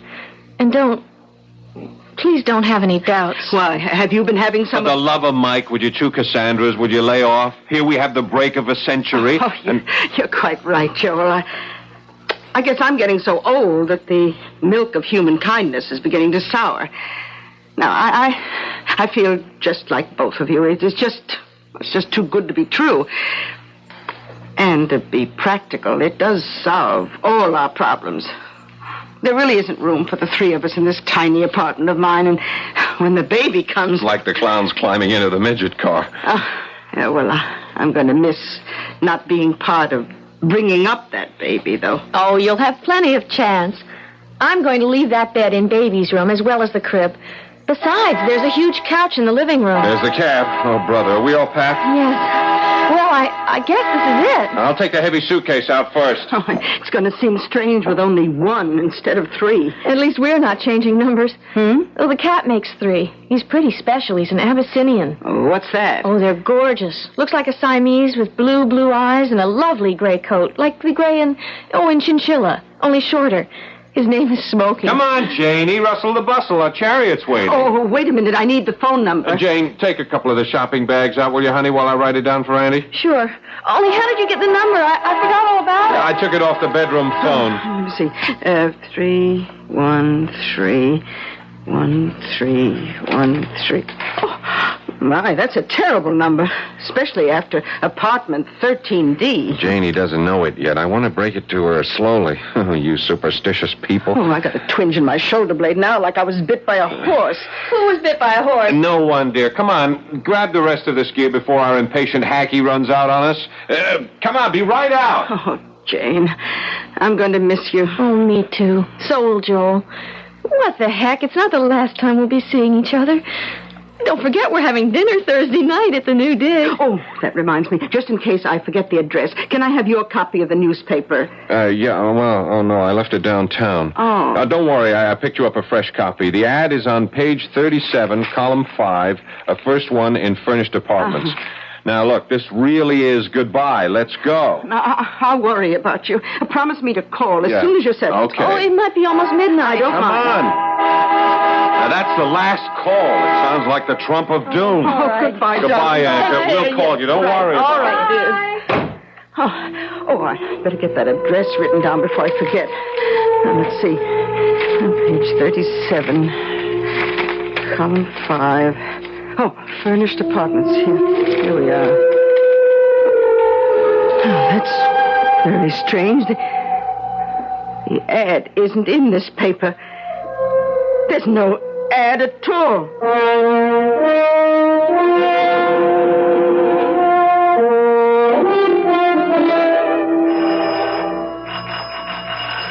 Well, he didn't answer downstairs, and we have to let ourselves into the building.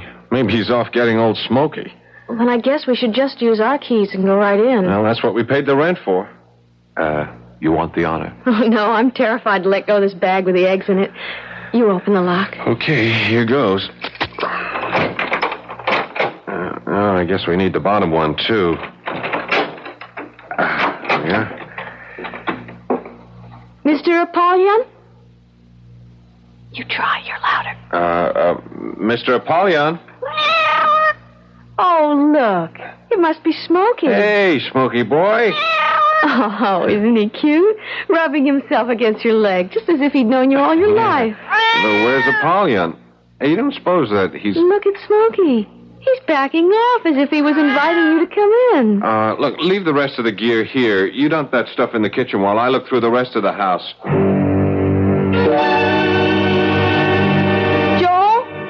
Joel? Yeah, Jane, what is it? There's a note on the refrigerator door explaining everything. There's nothing to worry about. Oh, what happened?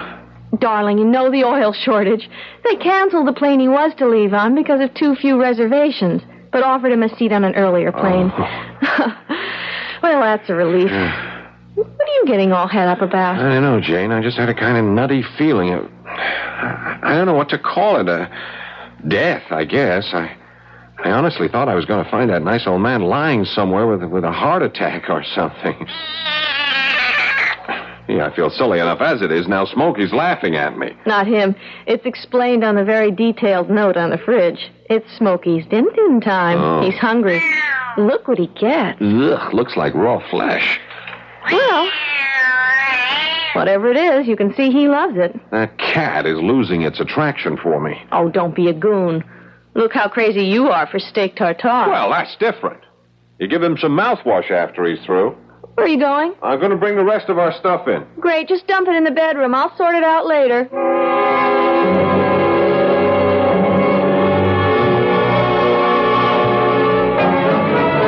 Oh, that was a wonderful dinner. Oh, ought to be. Took long enough. What time is it? Gee, I don't believe it. It's just midnight.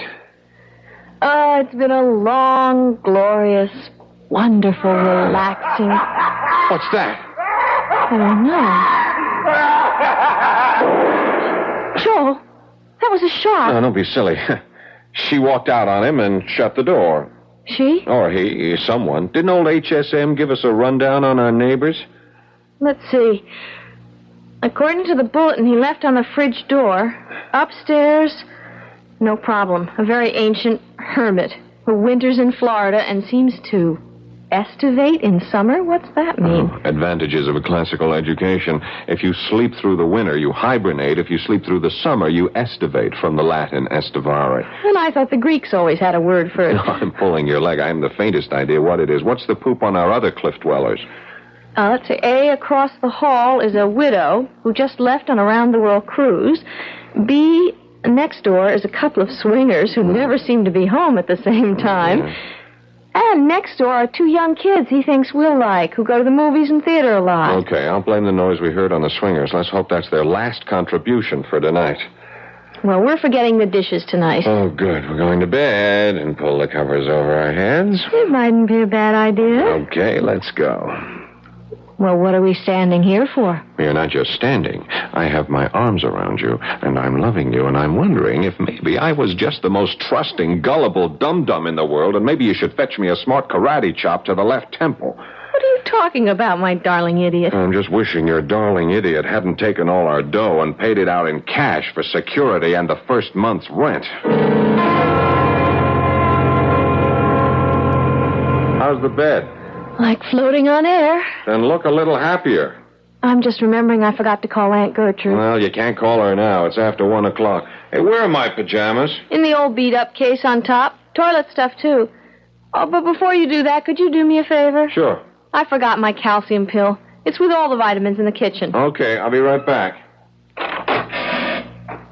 Oh, Lord. Please don't let me have made a terrible mistake.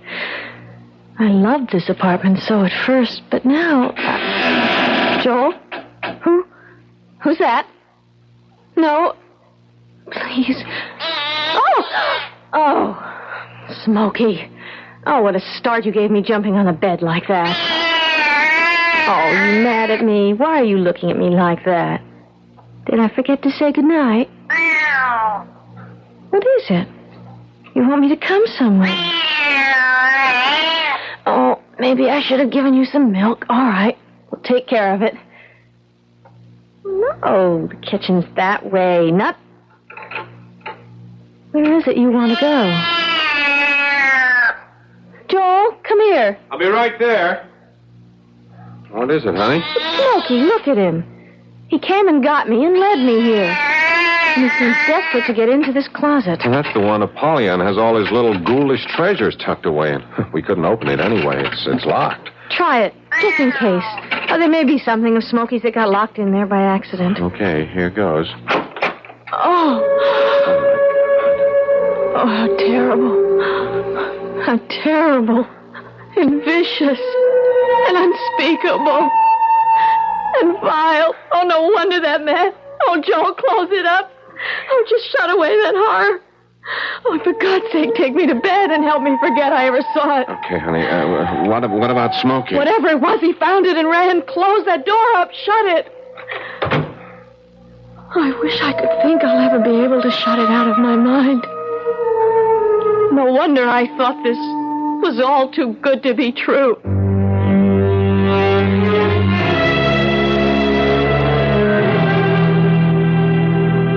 Too good to be true? Better to interpolate and make it read, too true to be good. Poor Jane and Joel. But how were such simple, ordinary people to know the language of black magic, or that HSM Apollyon is only a synonym for the more familiar and deadly spirit we usually call the devil? I'll be back shortly with Act 3. This is WBBM Chicago. The Chicago Fire won tonight here at Soldier Field, beating Jacksonville 25-22.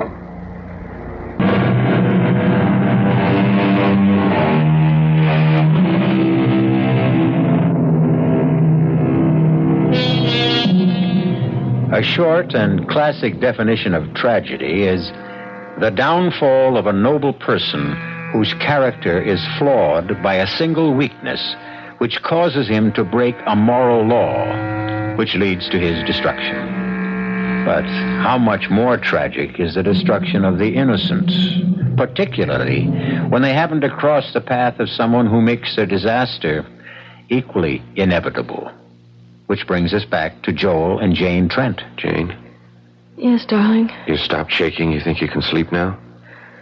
I'm sorry I was so childish before. I think it's because I'm carrying one. No, you aren't childish. I'm just the same. I got the willies, too. I guess it's just because it's all so strange to us. I think so, too. Well, let's get a good night's sleep, like everyone else has had. Good Lord, what was that? I don't know. It's from upstairs. It must be the old man. What's happened to him? I don't know. Just pay it no attention. Pay it no attention? No one could sleep with that noise going on. I'm going to go up and tell him to stop. Oh, no, please. Don't do that. Please don't go up there. Oh, why not? Are you going to be ill? No, it's that up there. You mean our noisy neighbor? I'm scared, Joel. Yeah. I've had about all I can take, and that noise is really driving me up the wall. Yeah, me too. I know what I'll do. I'll call the superintendent. Got his number on the sheet? No. Wouldn't you know it's the one thing he left off? It's just his apartment number, 1A. Oh, yeah. Look, I'll take a run down in the elevator and get him to come back up and see what's going on up there. Will you be all right alone? Yes. No. Oh, Joel, I don't know what's the matter with me. I'm not usually like this. I don't know what's got into me. I do. What? My son and heir. Oh, you male chauvinist. Just because she's carrying a baby doesn't mean a woman has to act like one. I'm sorry. I know, honey. Look, I'll tell you what. I'll just take the elevator up there, and I'll find out what's going on myself. Oh, no, you don't. You don't know what you'd be getting into. Go get the super. His name is Bill Josephs, 1A. All right. Okay. I gotta stop that somehow. Oh, well, here's your protector standing guard by the door. Go on in, Smokey. Keep Mrs. Trent company. I'll be right back.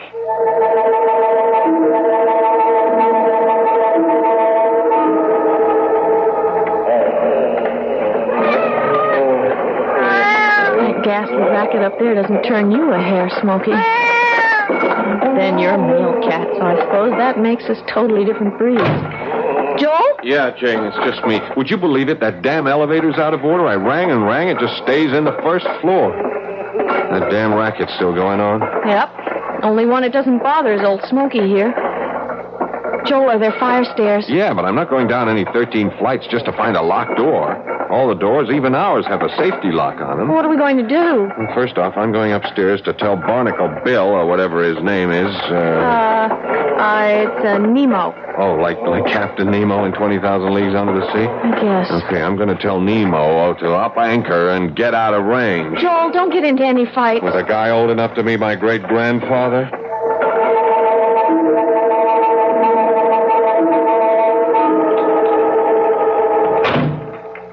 Joel? Yeah, it's okay. It's me, Jane. Half a sec.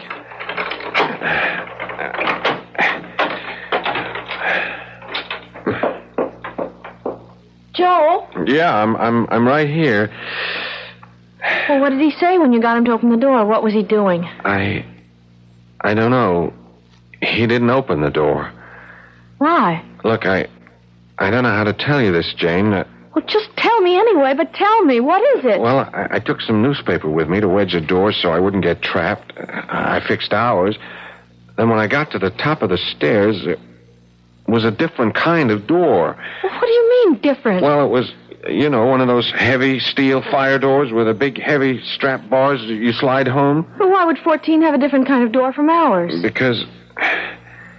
Oh, well, look, Jane, darling, maybe I just try to skip the... Well, you better not, or I don't know what might happen to... Well, all right, take it easy. Just hang on, because I'm going to have to give you a real rocker. Let me have it. It's a different kind of door, because there isn't any 14th floor at all, or 15th, or 20. All that's over us is the roof.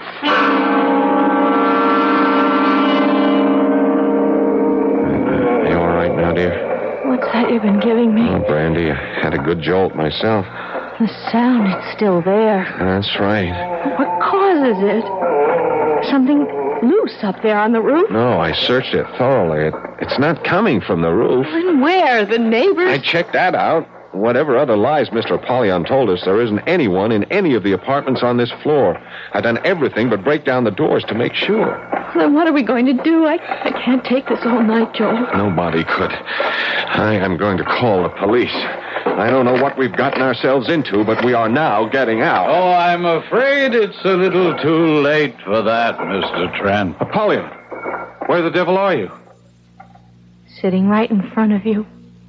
In his other form. Smokey? I should have known from the beginning, from his eyes. Shine a strong light in a cat's eyes, and what happens? The pupil closes up. Into a long, narrow slit. But in a human being? It closes into a tight, round, dark circle. Like Mr. Smokey. Look as the lamp shines in his eyes. Yes, very observant, Jane. I should have been more careful. But since the illusion serves no function anymore, I might as well resume my Father Christmas skies. Normally, I wouldn't have had to return to it except for you. Why not? Oh, people act in so many strange degrees. Some just go to sleep no matter how strange the noise is. Some trap themselves between floors. Some very hysterical ones try to leap from roof to roof. Some break through the neighbors' doors and meet quite unexpected deaths, since there's nothing but space beyond them. And some sit awake all night, not realizing that morning will never come again. And some are a little troublesome. But none escape? Well, it wouldn't be very good for my reputation, would it? Who are you? Oh, Jane, you tease me about my classical education. Little good it served me. Apollyon, of course. A synonym for the devil. And the HSM? His satanic majesty, I presume? We all have our little conceits.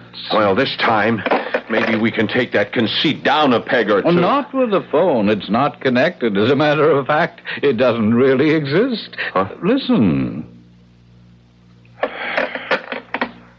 Now what? Well, if you will forgive the devil quoting scripture, or to be more exact, the book of common prayer, as it was in the beginning, is now, and ever shall be. You'd kill us? Oh, my dear, as attractive as they are, I have no interest in your corporeal presences. The soul is all I'm after. Oh, you won't get ours without a fight. Oh! There was no pain, my dear. You killed him. But you won't get me. Jane, it's too late. The contract is made. The elevator. The elevator. No, don't step in there. The car is...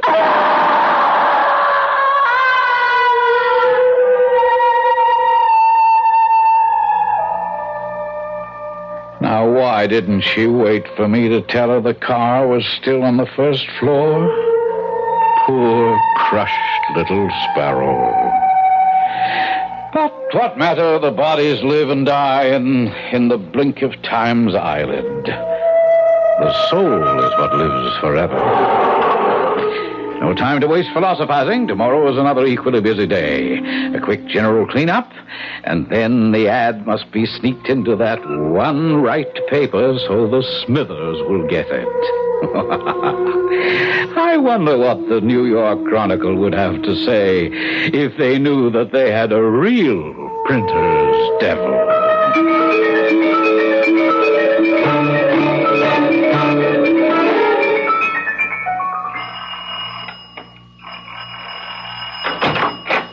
Yeah? Oh, look, my name is Gertrude Conway, and my niece and her husband are renting Mr. Apollyon's apartment. Now, I've been trying to call them ever since last night, and I have now not only been informed by the telephone company that there is no such number, but that there could be no such number. Also, Jane, my niece, she promised to call me if I didn't call her, and even if she thought last night was too late, she would have called this morning. You see, she's going to have a baby. Oh, well, then maybe she went to a hospital. In the middle of her second trimester. Huh? The baby is less than 5 months old. Oh. Still, it doesn't matter anyway. Now, I've checked with all the hospitals, and she has not been admitted. Now, I'm worried something may have happened. I want you, please, to take me up to the apartment with the keys. Oh, what apartment? Mr. H.S.M. Apollyon, who sublet it to them. Lady, we ain't got no Mr. Apollyon or whatever his name is in this building. Oh, certainly you have. This is 27 Southwest 62nd Street, isn't it? Sure, that's right. Oh, very well. It's apartment 13D. 13D? That's right. Well, that solves the whole problem. Oh, good. There ain't no apartment 13D in this building. What? Point of fact, lady, there ain't no 13th floor. You know, like most New York buildings. We go from 12 to 14 and then right up to 30. Are you sure? Look, I've been running this building for 22 years. Oh, my God. I have this terrible feeling there's something awfully wrong. Nothing unusual happened around this building last night or in the neighborhood. No. Quiet as a church, ma'am. Not even a mugging. And believe me, I get all the word when Officer Strauss drops in for his morning coffee. But two healthy young people can't just disappear into thin air.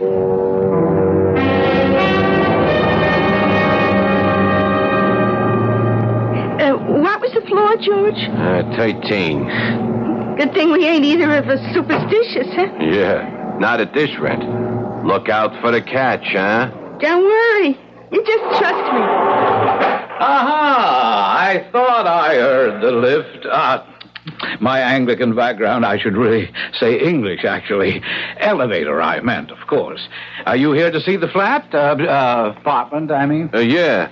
I'm George Smithers, and this is my wife, Violet. H.S.M. Apollyon here. Everyone always thinks I'm Navy, but I'm not. It isn't H.M.S., you see. H.S.M. stands for something quite different. Well, do come along in. I'm sure you're dying to see the apartment, and I can promise you I won't disappoint you. 2 more sacrificial lambs to the slaughter. Their doom, of course, is sealed. But, as Mr. Joseph says, so many people disappear in a big city every day. Not quite in this way, of course. But I suppose you can never be too careful. The sad trouble is that, as Elizabeth Barrett Browning said, the devil is most devilish when respectable. I'll be back shortly.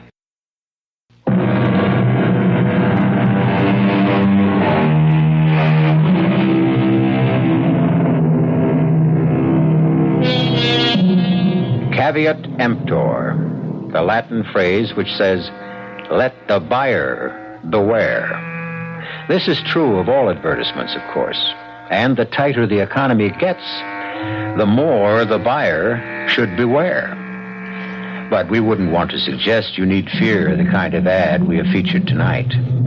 In the beginning, we promised you a spine-tingling ghost story, which featured the 2 phrases, too good to be true and too true to be good.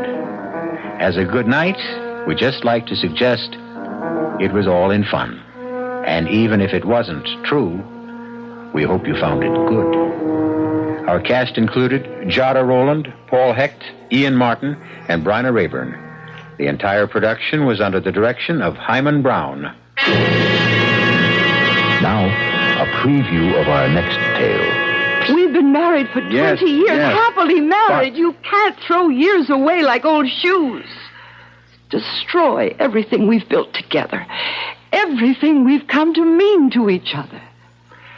I'm powerless to do anything else. Well, I am not. What do you mean?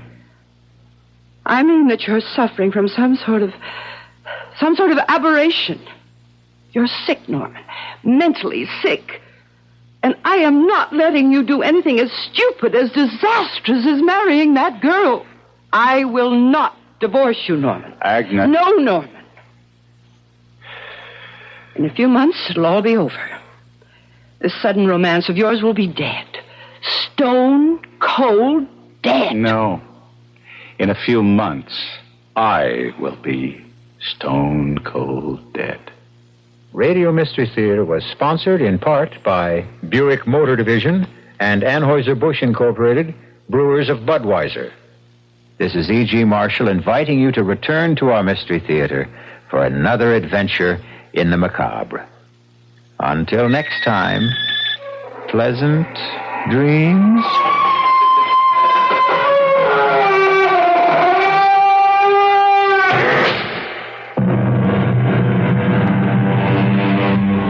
This is WBBM Chicago, News Radio 78. 23 minutes after 11 o'clock is our time. Weather Command says warm tonight.